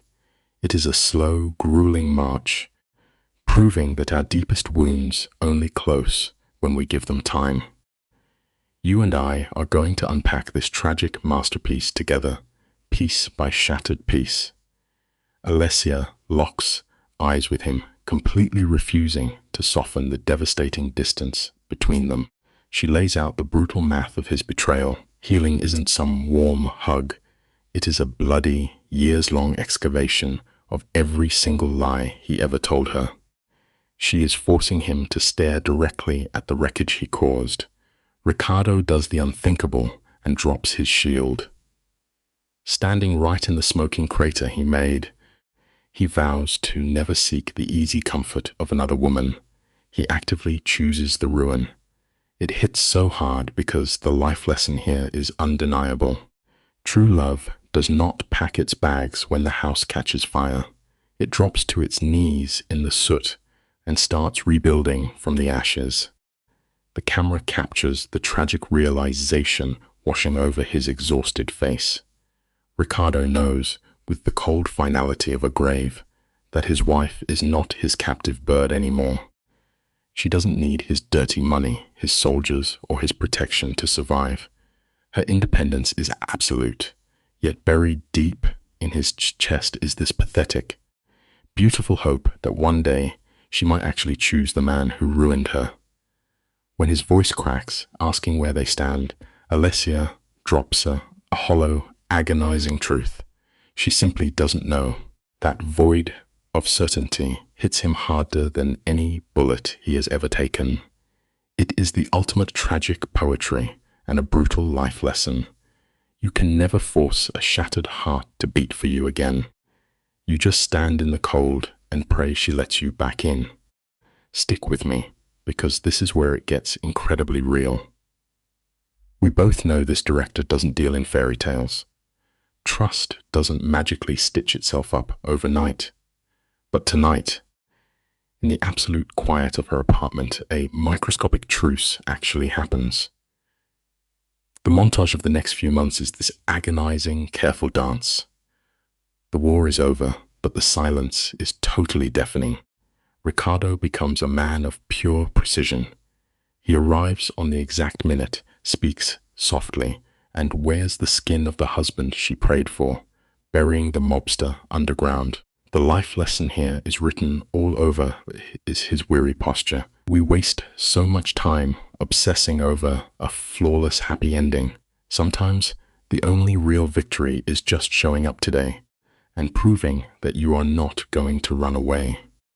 The tension here is thick enough to cut with a knife.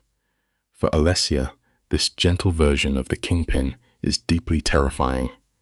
Her survival instincts were forged in an empire of lies. If he were running a con, she would easily spot the strings. But seeing raw sincerity in the eyes of a cold killer, that shatters her reality. Outside, rain lashes the glass. Inside, Ricardo is on his knees, his massive hands hovering around little Juliana. He catches Alessia lingering in the doorway like a ghost, but he doesn't even tense up. He turns his dark eyes to her and asks if she thinks he finally found his soul, or if he is just the greatest liar on earth. The brutal life lesson? Never apologize for your paranoia. When your world burns, questioning every shadow keeps you alive. He stares directly into her soul, his face half swallowed by the shadows. He admits he has changed, but immediately follows it with the chilling reminder that he is a master of deception. He ruled a dynasty of blood, perfectly trained to manipulate everyone, yet he swears his chest is cracked open for her. He actually validates her terror, acknowledging exactly why she is hunting for the trapdoor. Then we get the true emotional climax. He apologizes, not just for the lies, but for poisoning her mind with endless paranoia.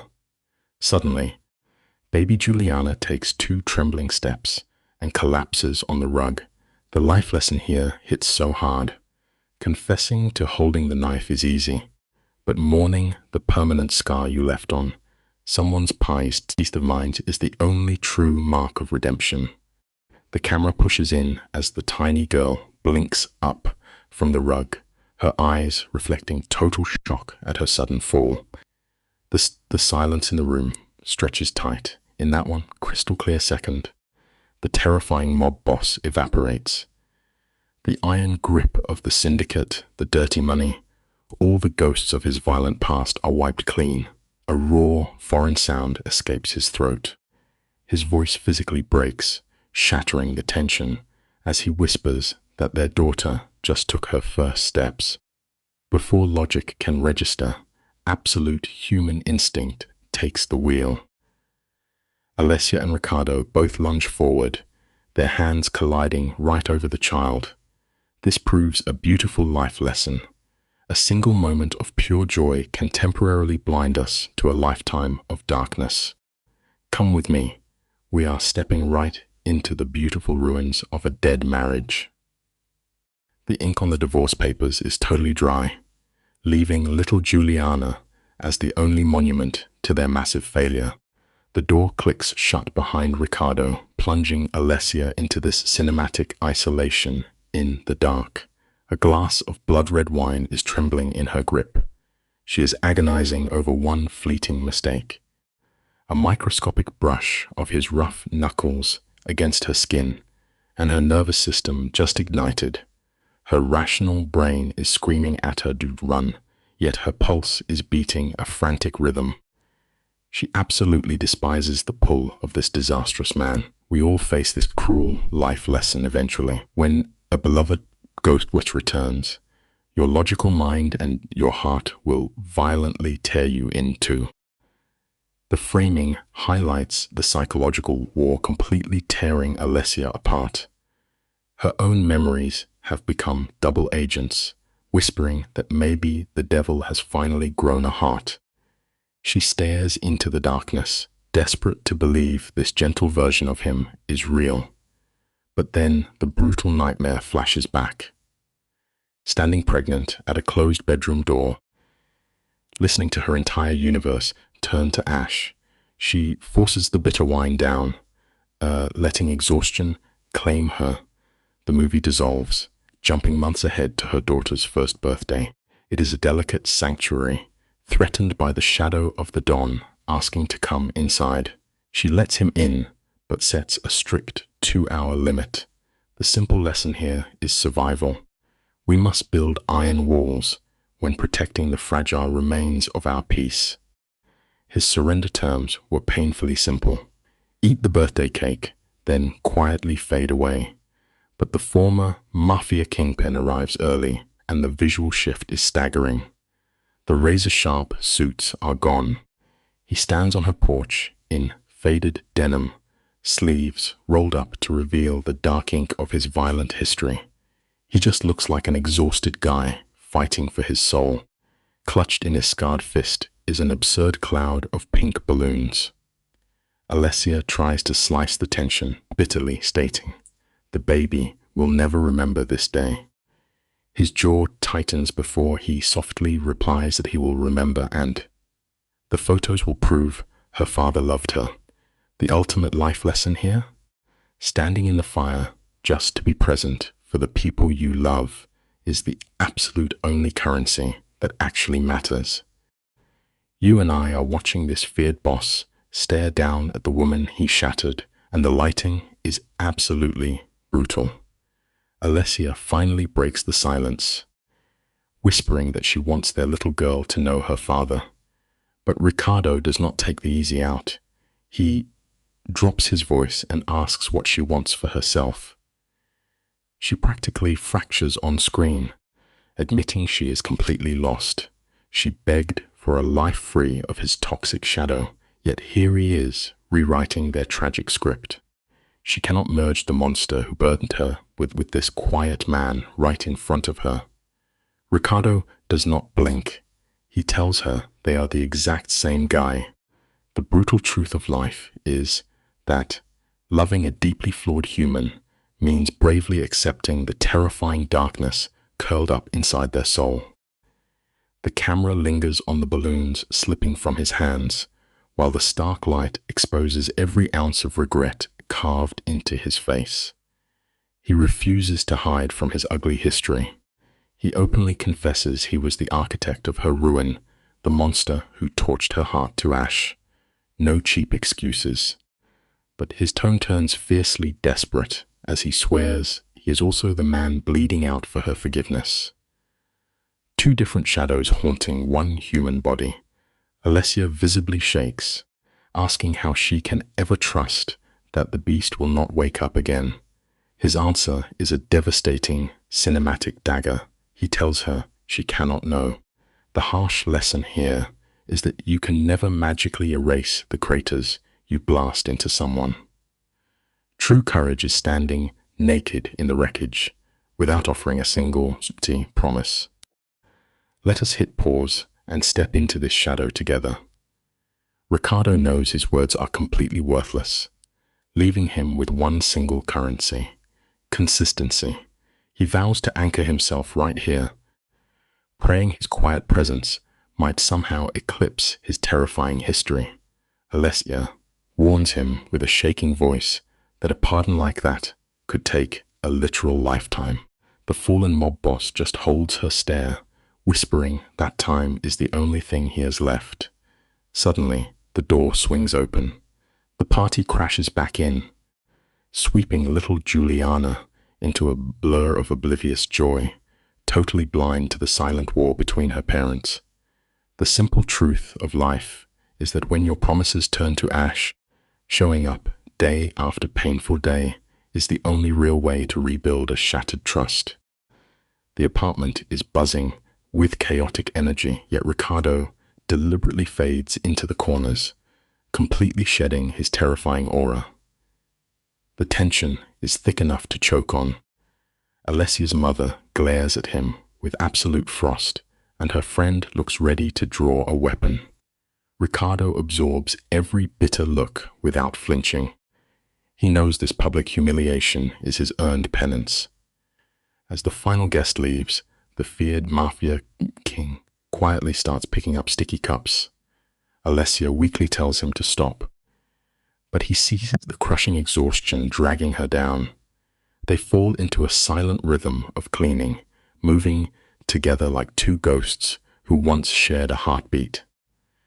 Life teaches us that genuine humility means swallowing the painful consequence of your worst mistakes without uttering a single complaint.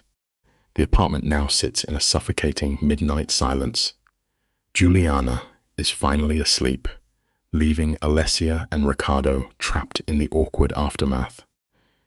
The air between them practically vibrates with years of unspoken trauma.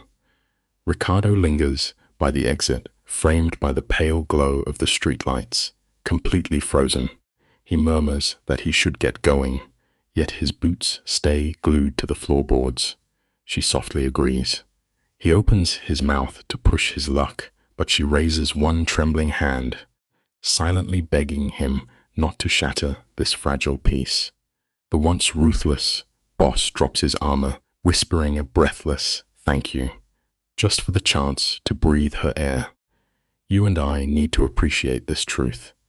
When you completely destroy someone, the only real path back is paved with quiet, absolute gratitude. Alessia lets out a shaky breath, convinced she survived the emotional gauntlet of the night.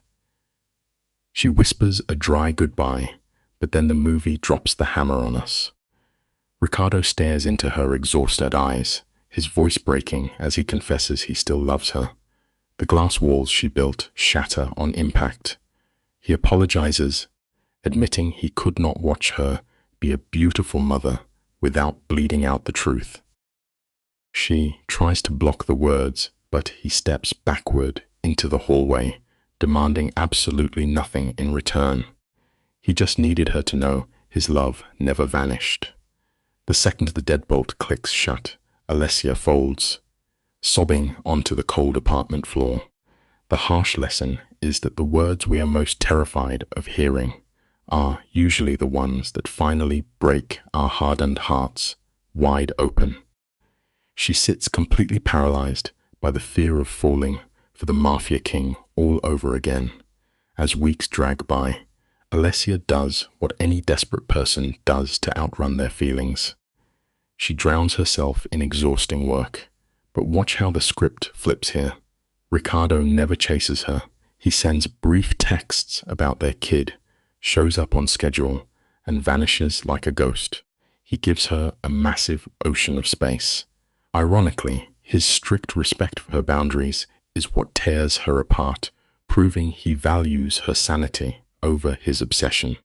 The dangerous monster is quietly rebuilding himself into a safe haven. The profound lesson is that realizing a broken person can change is terrifying, because their redemption strips away our final excuse to keep hiding in the dark. The bitter truth is she wanted him to stay the bad guy. Clinging to anger is safer than risking a shattered heart for round 2. But wearing heavy armor every day will eventually crush you. Then, on a miserable Wednesday, her phone rings. Ricardo sounds hollowed out, totally stripped of his intimidating boss energy. He begs her to come to the hospital. He swears their daughter is safe, but his fractured voice pleads for Alessia to just be there. Pure ice injects into her veins. That panicked car ride is a masterclass in suspense, making us imagine the worst syndicate vengeance possible. A rival hit, a brutal ambush. Life loves to remind us that the quiet peace we take for granted can be vaporized by one single phone call, dragging us right back into the blazing fire we tried to outrun. Sprinting into the cardiac ward, Alessia spots the untouchable Mafia king sitting alone. His face is a sick gray, his tattooed hands shaking. When he looks up, the light catches something that completely breaks her reality. Tears. His voice cracks as he confesses his monstrous father is dying. You and I must remember the brutal context here. Domenico was a cruel dictator who treated Alessia like garbage because Ricardo chose her over a Mafia alliance. She never understood why Ricardo craved that old devil's validation. But watching this ruthless criminal sob into his hands changes the entire dynamic. It proves that raw grief is the ultimate equalizer. It violently rips away all our intimidating titles and armor, leaving us as nothing more than terrified little kids weeping in the dark. The fatal wounds we carry are usually slashed by those who raised us. Ricardo, completely drained of his dark authority, mutters his father had a massive heart attack. The stubborn man is refusing help, claiming his time is up. Alessia freezes, haunted by flashbacks of the psychological torture that vicious boss put her through. Then Ricardo twists the cinematic knife, whispering that the dying man actually asked to see her. Every survival instinct in Alessia screams to run from the architect of her misery. But looking into Ricardo's bloodshot, desperate eyes, her iron defenses finally shatter. She whispers, "Okay." The bitter lesson is that true empathy often forces us to drop our heaviest shields for the exact same people who made us build them. Let us walk into this room together and witness the collapse of an empire. Domenico, the untouchable godfather, is now a pathetic man tethered to beeping monitors. The guy who ran the underworld is a frail skeleton dissolving into bleached hospital sheets. His organs are quitting, but his dark eyes still hold that sharp predator edge. When he chokes out Alessia's name, she does not give him an inch of comfort. She stands like a statue, brutally stating she is only here for his broken son. Shockingly, the dying mobster cracks a weak smile, deeply respecting her refusal to kiss his ring. It is a wildly humbling reality check. You can spend decades hoarding bloody power and destroying lives, but every single one of us checks out of this world in the exact same fragile, helpless state. The shadows in that room feel suffocating as this dying kingpin forces Alessia to listen. Locking his faded predator eyes onto hers, Domenico openly admits how much he despised her. He saw his son marrying a civilian as a pathetic tactical failure, convinced love was a suicidal weakness. But then this terrifying titan swallows his ego and drops a bombshell. He admits he was dead wrong. Domenico takes all the blame for poisoning Ricardo's brain, grooming his own boy to treat his family like disposable pawns. Alessia is frozen on the spot, absolutely flawed. It is one of the most agonizing human tragedies. Our sharpest moments of moral clarity usually only arrive when the clock hits zero, and we are completely out of time to fix the massive damage we left behind. Picture this, because it is an absolute masterpiece of irony. You have this terrifying Mafia don, Domenico, gasping for his final breaths, and he completely breaks character. He admits to brainwashing Ricardo, feeding him the toxic lie that a wife is just a silent vessel for the bloodline. He literally handed his own son the exact tools to destroy his marriage. But here is the emotional fatal strike. The dying man chokes up, swearing that his cold, untouchable heir just spent 3 agonizing hours weeping over this hospital bed. Ricardo shattered, completely destroyed, just because he wants to be worthy of Alessia. It hits you right in the chest. True vulnerability is never a weakness. It is the absolute loudest proof of a human being having real courage. The old guy is practically wheezing into his oxygen mask, right? And he paints this picture of Ricardo finally ripping down his massive iron walls. Underneath all that Mafia armor is just a broken, bleeding man. You can practically see the heavy lump forming in Alessia's throat. Then Domenico drops the absolute hammer. Ricardo actually loves her. Not that creepy, possessive mobster control, but a pure, terrifying love. The kind that makes a fiercely corrupt man desperate to scrub the blood off his hands. He reaches out a shaking finger, begging her to give his son one last shot. Alessia whispers back that it is never that simple, but let us be real for a second. When love actually survives a brutal betrayal, it proves our darkest mistakes can somehow forge our strongest bonds. Let us hit pause and look at this turning point together. Domenico basically admits his garbage parenting ruined everything, melting back into his hospital pillows.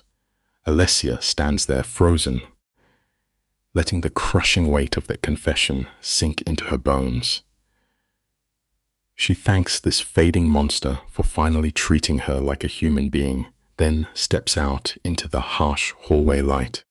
Ricardo is pacing like a caged animal, his jaw locked tight.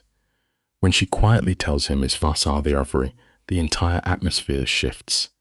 For the first time in over a year, she reaches out and rests her hand on his arm, and get this. The terrifying crime boss is violently trembling.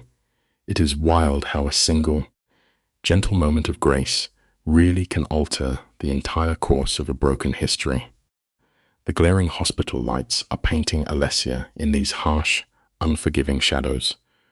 Ricardo quietly tells her she should head out, but she just anchors herself to that miserable plastic chair and completely shuts him down, telling him to go say his final goodbyes.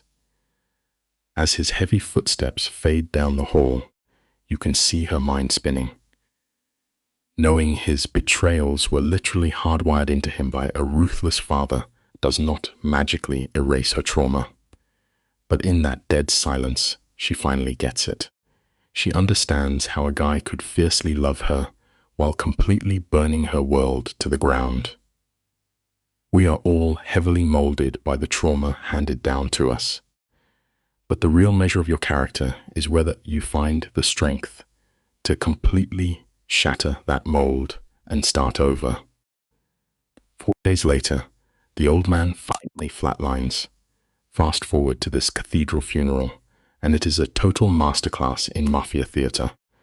Hundreds of shady associates in tailored suits are packing the pews, mixing corporate money with underworld grime in a ridiculous show of fake grief. Alessia keeps telling herself she is only sitting through this dark circus for their little girl.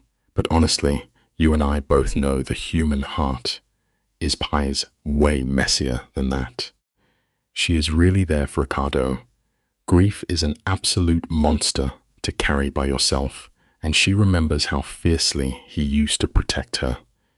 Even after he completely destroyed her trust, a tiny piece of her still cares.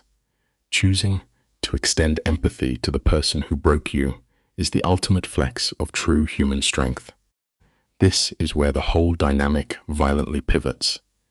Alessia is in the cold shadows of the cathedral, watching Ricardo step up to the microphone. His eulogy is brutally raw. He lays out this messy history about a father who literally ordered gangland hits, but also tucked him into bed at night. Mid-sentence, his hollow eyes lock onto hers across a massive crowd of mobsters. The shift is crazy. All that lethal mafia air energy simply evaporates. What is left is a totally shattered guy desperately searching for his anchor. She later finds him hiding out in the dark church gardens, his shoulders physically shaking. Grief does not care how incredibly tough you are. It violently strips away your iron armor and leaves you completely terrified, standing entirely alone in the dark. Picture him frozen on this old stone bench, just staring a hole into the faded tattoos on his bruised knuckles. Alessia does not say a word. She walks over and sits right next to him in the cold. They let this insanely heavy silence hang there until he finally scrapes out a broken, barely audible thank you. He knows she owes his toxic family literally nothing. But without missing a beat, she drops a reality check. He is still the father of her kid. He threw her a lifeline a long time ago, and she is just balancing the scales. Then he looks up with terribly bloodshot eyes and asks if she is only here out of pure obligation. Answering that honestly is like walking barefoot across broken glass. Keeping your guard permanently raised against someone you genuinely love will drain your soul entirely. The night air absorbs her words as the emotional dam finally breaks. She spills all that suppressed pain, totally exhausted from dragging around the crushing weight of her anger. She is tired of bracing for betrayal just to justify her emotional fortress. Ricardo nods slowly in the dark, admitting that sounds like absolute hell. She tells him dropping her walls now feels like walking blindly off a massive cliff.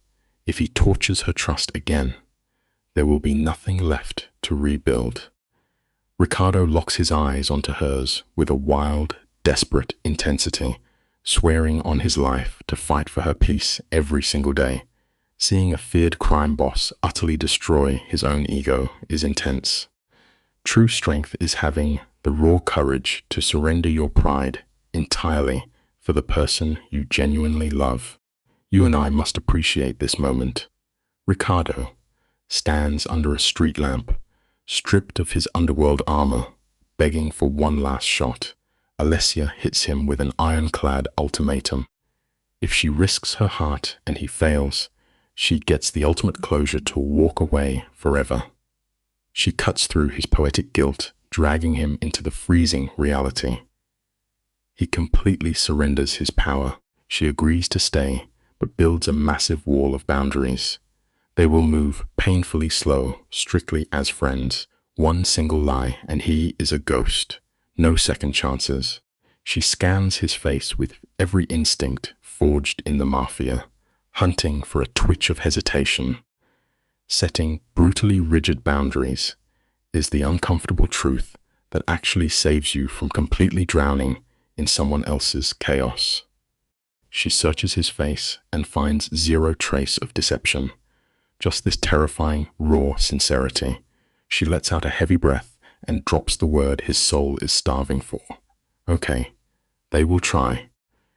Do not get it twisted, this is not about grand romance. It means sitting at a boring kitchen table on a Tuesday, just breaking bread. It means acting like adults and handling their daughter's future without hiding behind expensive lawyers. They are carefully gluing together a friendship that Mafia violence burned to ash. Ricardo shows a freakish, quiet patience you never see in a syndicate boss. When her old trauma flares up, he does not run. He just sits there, absorbing her anger without a single excuse, simply holding space for someone's pain until the heavy storm passes is the absolute loudest way to love them. The dance they do here is fascinating. When she pulls back, he gives her breathing room. When she reaches out, he is right there. She interrogates him, drilling into his darkest secrets and the women from his past. He looks her dead in the eye, zero flinching, and admits there were many.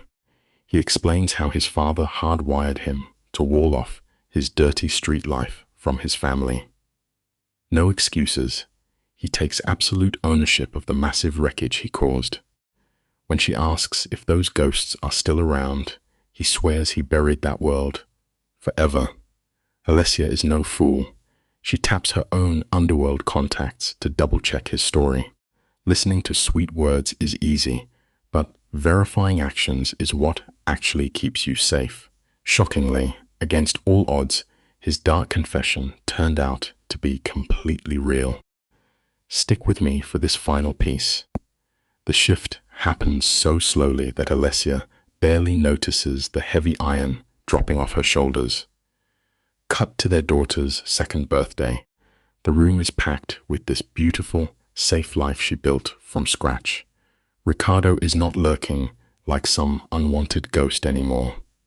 He is right in the center of the chaos, catching flying toddlers and moving in perfect rhythm with her.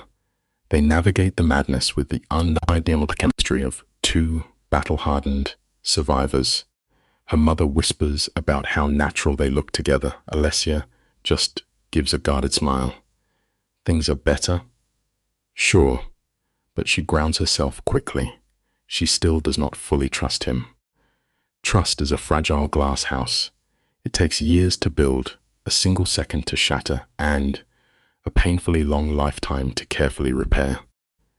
Let us hit pause for a second. You see those storm clouds clearing up? That is classic movieism for false hope. Alessia's mother gives her that tight hug, her radar screaming that danger is still in the room. Moms always know, right? Fast forward a few hours. The kid is out cold, the party balloons look sad and deflated, and Ricardo is hovering by the door like a stray dog. They have been playing it. So safe, so perfectly platonic. But listen to the heartbeat pounding in Alessia's chest. She decides to step right off the cliff and asks him to stay for one drink. Here is the bitter, beautiful truth about us humans. Our hearts are hopelessly stubborn. Real healing only kicks in when you stop guarding the door and finally find the guts to let that dangerous energy back inside. Picture this quiet room with me, because we need to sit with this. She pours dark wine, the glass shaking against the bottle. They sit on the exact same couch where she used to cry until she could barely breathe. They murmur about their kid and the boring workday, carefully walking through a minefield. Then it happens. His rough knuckles brush her hand. The wildest part, she does not pull away. The connection hits them like a freight train, dragging 10 tons of tragic history. He whispers that he missed just existing in the same room as her. Swallowing her massive pride, she warns him not to push it, but admits she missed him too. Sometimes, just confessing that you miss the person who broke you is the bravest, most agonizing step toward fixing yourself. Let me hit fast forward. 3 whole months drift by, and the absolutely impossible happens. They are sitting there laughing about some goofy thing their daughter said, and then the laughter just drops dead.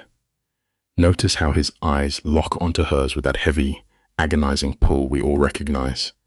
She actually leans into the silence. He leans in, and the kiss is so impossibly soft. He is asking for permission with every single millisecond. It is totally stripped of that toxic, destructive obsession that burned their marriage straight to the ground. It breaks your heart to watch, because it proves something we all have to learn the hard way.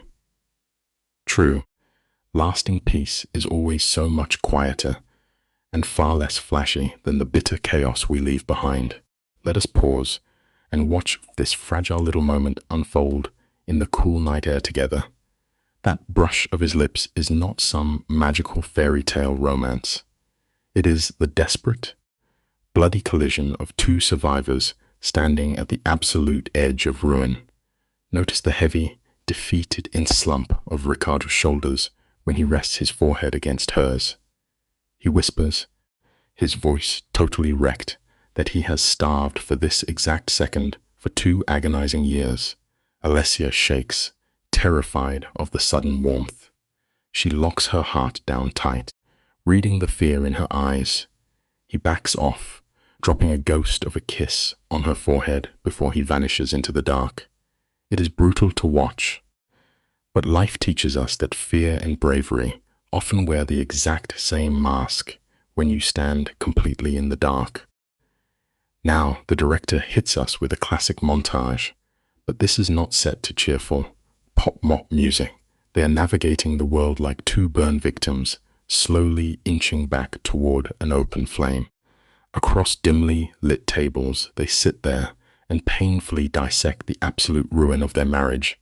They drag his toxic history into the harsh light. And obviously, they fight. Voices crack like shattered glass, followed by those stiff, hollows apologies forced out over cold coffee the next morning. But here is the absolute miracle of this scene. Neither one of them walks out the door. The trust they are building is ugly, battle-scarred, and impossibly heavy. It teaches us a brutal reality.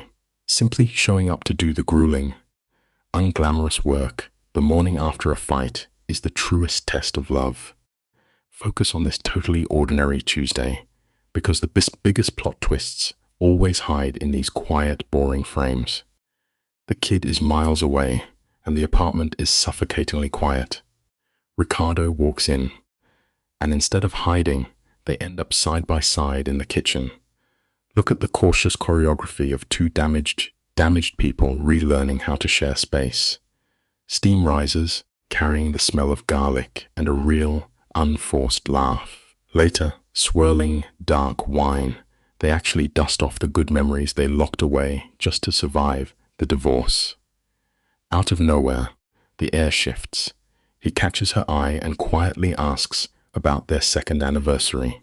It hits hard, reminding us that one single, terrifyingly honest question holds the absolute power to completely rewrite the rest of your life.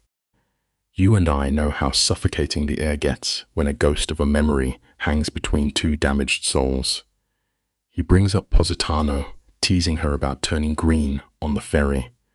She fires back, claiming she was just being contemplative. The tension snaps, and she lets out this beautifully loud, unguarded laugh. Let us pause right here on Ricardo's face. The man is completely wrecked. He softly admits he actually forgot the music of her real laugh. Instantly, her smile drops. You can feel the vulnerability choking her. But the crazy part, she does not bolt. She holds his intense stare and whispers that she is terrified, but she desperately wants them to make it. Here is the lesson. True bravery is simply refusing to run away when you are absolutely paralyzed by fear. We are watching the agonizing autopsy of a shattered foundation. She desperately wants to believe he has changed. But trauma is a physical reflex. She is forever bracing for the next punch. Watch the subtle flinch in Ricardo's jaw as he nods, swallowing the bitter reality that her terror is his own fault. She admits she is totally exhausted from waiting for the next betrayal. And his response is brilliant. He tells her they do not have to magically cure the fear today. That terror can sit right there on the couch with them. He knows he cannot erase his violent past with cheap dialogue. He can only offer absolute consistency until his peace drowns out her panic. Rebuilding broken trust is never a grand cinematic gesture. It is just a brutal, deliberate choice made every single morning. She warns him that carrying this much baggage is an unbearable weight. We all know the toxic pride that usually runs his underworld life. But look closely. The boss does not flinch once. He knows he blew their house down, so the agonizing labor of laying every new brick falls entirely on him. She pushes him, demanding to know what happens when playing the good family man gets boring. The camera zooms in as Ricardo completely sheds his ruthless armor. His voice cracks, swearing their family is worth the agony. He is not asking for blind faith, just a tiny scrap of courage to try. As she stares down at his scarred, heavily tattooed hands, a brutal lesson hits us. To truly love again, you have to accept the ugly, permanent scars of the exact person you are trying to forgive. Let us watch this suffocating tension shatter, you and I. She lets out a fractured sigh and collapses into his shadow. Forget those sweet, glossy Hollywood embraces. This is a dark, desperate psychological release. An emotional dam explodes, unleashing a flood of feral hunger buried under years of Mafia warfare. Look at how his scarred hands grip her waist like she is the last oxygen tank on Earth. They kiss like famished souls standing in the rain. Gasping for air, he presses his forehead to hers and offers one final out. He murmurs that if she says the word, he will disappear, but the plea for him to stay slips out before logic can hit the brakes. Is she certain? Not at all. Perfect certainty is just an absolute myth when you finally put your heavily scarred heart on the line. The camera lingers on her face as reality sets in. She knows she might never get total peace of mind with the man who built her deepest trauma. But here is the profound lesson. You do not need perfect clarity to have real, terrifying courage. She decides to fight the shadows tomorrow and claims him tonight. The scene hard cuts to dawn. Sunlight bleeds through the curtains, hitting the heavy, tattooed arm draped over her. For one golden second, all the toxic betrayals and nasty courthouse battles just evaporate. She is just a woman waking up next to the man she loves. Naturally, she rebraces for a massive tsunami of mourning after panic, but shockingly, the terror never comes. Instead, her chest just fills with a stubborn, quiet peace that proves the nightmare might actually be over. Hit pause and notice how this peace feels dangerously fragile yet solid. They are not waving a magic wand over their bloody history. This is the raw start of a genuine reset. Beside her, Ricardo mumbles through sleepy eyes that he can feel her anxious thoughts buzzing against his skin. She traces his jaw, admitting she is just processing the massive earthquake that happened. He softly asks if it is a good kind of panic. She smiles. It is. As the sun hits his face, the terrifying mob boss is totally gone. He is just a broken man. Finally handing her the emotional vulnerability she begged for years ago, he whispers, asking if she has any regrets. She playfully tells him to ask again at noon. A simple truth hits us here. An honest, messy uncertainty beats a pretty fabricated lie every single time. Pause the movie right here, guys, because we just hit the absolute turning of this point of redemption arc. She stands there in the dead quiet, whispering that she has zero clue what to even call this dynamic anymore. But she knows one thing: giving in to him was not a mistake.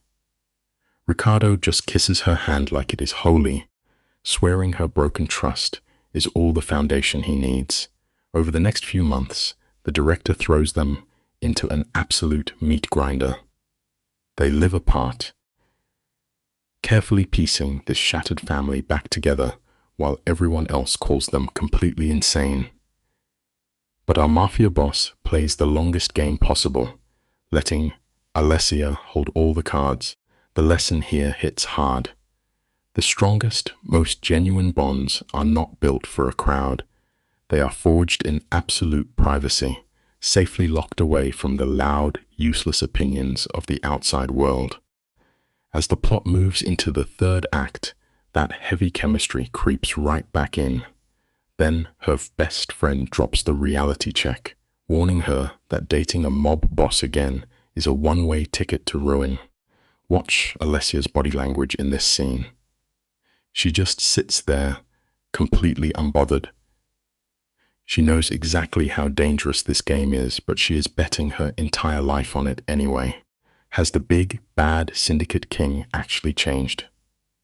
The director answers that with his second proposal, and it is a massive contrast to the first one. No fancy restaurant. No blood money diamond meant to mark his territory. The guy just drops to his knees on a random Sunday afternoon in her living room, right next to their kid, playing on the rug. It brings us to a simple truth. The most profoundly real stories never need a grand audience to prove they actually exist. Let us break this frame down, you and I. The visual irony the cinematographer pulls off here is incredibly thick. The camera sweeps across this aggressively normal suburban living room. Ricardo, the terrifying boss who used to paint the streets red, is literally sitting cross-legged on the floor, stacking wooden blocks across the room. Alessia is just reading a paperback under a cheap lamp. It is so quiet, and then, with zero dramatic score playing in the background, he looks up and asks her to marry him. This is not some calculated power play. It is just a raw, completely naked plea from the guy who previously burned her life to the ground. Look at how his hands shake. The lesson is bleeding through the screen. Real redemption is never about finding an eraser for your past. It is about doing the miserable, exhausting work to build something entirely new. Normally, this guy wears his ruthless reputation like bulletproof Kevlar. But right here, he takes it entirely off, and Alessia does not give him a free pass. She makes him ask properly, forcing him into the uncomfortable spotlight. Then we get this fractured, genuine smile breaking across his face. Not the cold smirk of a crime lord, but the fragile expression of a man terrified of losing everything. The floorboards physically creak as this giant of a man moves away from their toddler and drops to one knee. He exhales, his voice actually cracking, and admits he has carried that velvet box for 3 straight years, entirely paralyzed by the fear she would say no. It hits you right in the gut with a brutal reality check. Finding real love will aggressively rip away your dangerous ego until all you have left is the sheer courage to finally surrender. In any other Mafia movie, you would expect him to pull out a massive rock paid for with extortion money. Instead, his shaking hands open the box to reveal the plainest white gold band you have ever seen. It is the exact opposite of that heavy, cursed diamond from their first tragic engagement. She nods, and you can literally watch the tension melt out of his massive shoulders. Smash cut to a hidden olive garden in Milan. The cinematography is gorgeous, all soft sunlight and rustling leaves. The kid comes sprinting down the aisle, completely ignoring the solemn vibe, just throwing petals everywhere, as Alessia walks toward him in an unpretentious white dress. This is not her pretending to be innocent. It is a full psychological reset. It teaches us something massive. Getting a second chance means having the absolute guts to write a completely different ending. Look at Ricardo, standing at the altar in that sharp charcoal suit. The costume department did a brilliant job letting those harsh black tattoos creep up his neck, constantly reminding us of the horrors he used to commit. But the man breathing inside that suit is a totally different person. Alessia steps up to him, the scene so quiet you can hear her silk dress dragging on the stone. She leans in and whispers that he looks terrified, and the guy just nods. No defensive posturing, no tough guy act. He is visibly vibrating with the fear that this fragile miracle will slip through his fingers. She just stares back, silently challenging him to keep it together. Their vows are not poetic, sanitized movie scripts. They drag their bloody history right out into the sunlight. The hard truth is, true healing only starts when you finally stop hiding your ugliest scars from the person you love. We watch a lot of movies together, and we know exactly what a fake promise sounds like. But seriously, just look at her face in this close-up. She is staring straight into the eyes of a guy who used to be a walking nightmare, and she is handing him her absolute trust. This is not some weak, submissive surrender. It is a massively calculated risk, bought and paid for by his own sweat. Ricardo actually chokes on his words, real tears cutting down his rough face as he promises to earn her love every single morning for the rest of his life. The second they seal it, he pulls her into his chest so tightly that the director completely drops the crowd noise out of the audio mix. In his arms, she finally gets to exhale.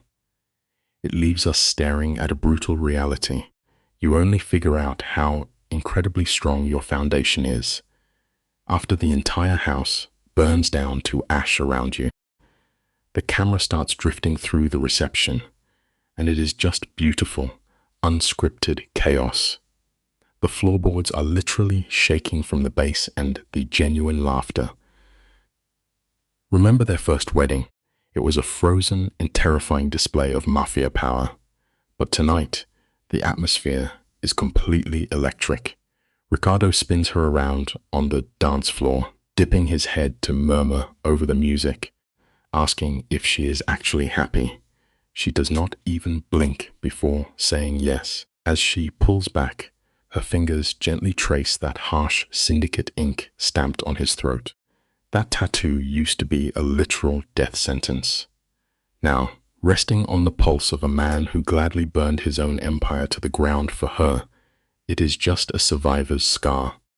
The lesson here is heavy but necessary. People are completely capable of rewriting their souls, but they have to be willing to bleed for that change every single day. Just pause and check out the absolute gravity in his stare right here. She is not just his wife anymore. She is the literal sun, pulling his entire orbit. He promises to spend his last breathing moments earning this grace, and she matches his desperate intensity perfectly. If the world completely collapses again, they are going to hold the sky up together. All that naive, romantic hope from their youth is gone, replaced by something heavily scarred and totally bulletproof. Then the director jumps us 2 years forward to a freezing November morning. Their newborn son comes into the world, screaming his head off. His tiny fists are shaking with the exact same stubborn, aggressive energy that built his father's empire. It is a stunning, deeply cinematic moment. Life teaches us that real victory is never a flawless record. True victory is sweeping up your own shattered wreckage and building a fortress.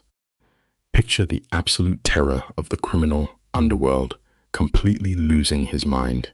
Ricardo is standing under those harsh, fluorescent hospital lights, holding his son, just openly sobbing.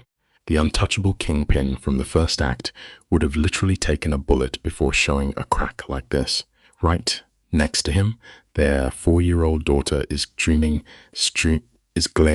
at the screaming baby, covering her ears and complaining about the noise. Alessia just leans back into the cheap pillows and lets out this deeply exhausted laugh. This single frame is just brilliant.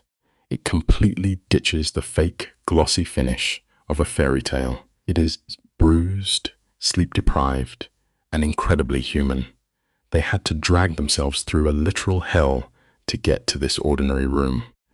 It shows us that the absolute toughest thing a person can do is just wake up day after day and honor a quiet, exhausting promise. Now, the script makes sure we know Ricardo did not just play pretend at home. He took a massive wrecking ball to his entire illegal operation. The family name still makes people sweat, but he systematically scrubbed the blood off the ledgers. He constructed a clean legacy his kids will never have to run away from. It took a long time, but Alessia finally unbuckled her heavy emotional armor. Then the movie hits us with a 10-year time jump. The camera tracks their car, tearing down a dark road, tires chewing up the gravel. They end up right back at that same secluded garden in Milan, standing under the exact silver moon where they originally fought for their marriage. The silence between them is loaded with history.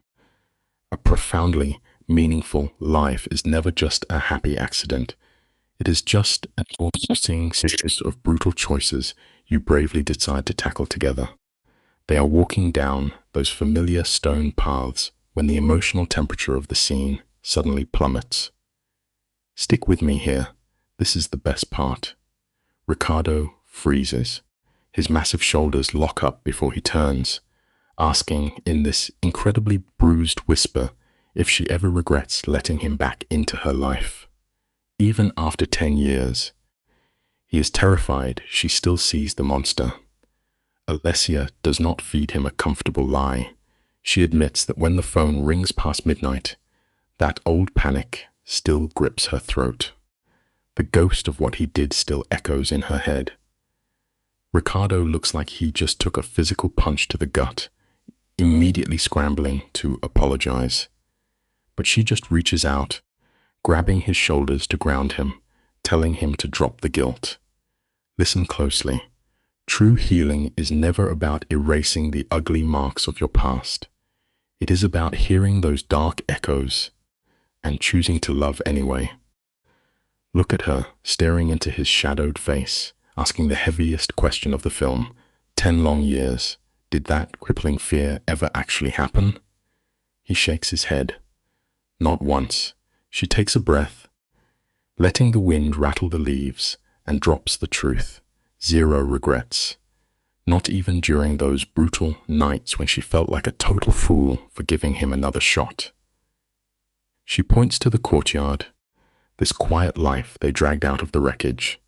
This messy reality is worth every drop of blood. And the former Mafia boss?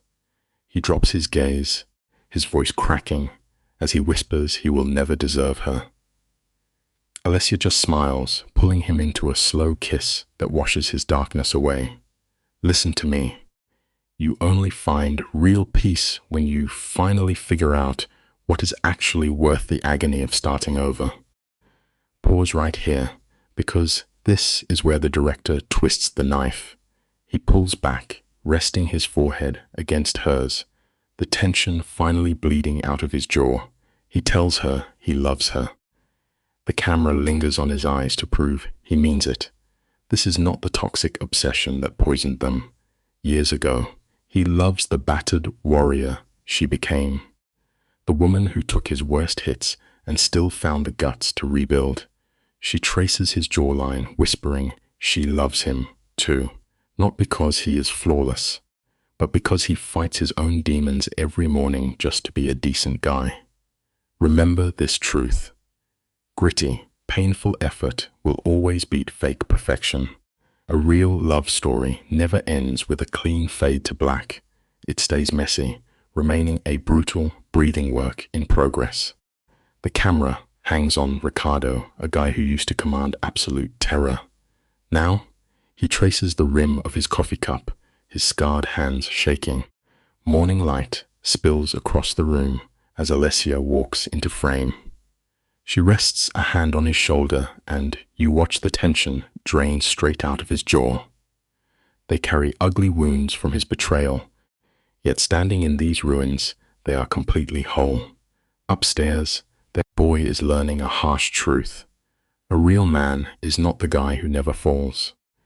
He is the guy who bleeds to rebuild the home he shattered. We spend our lives running from our mistakes, desperate to look perfect.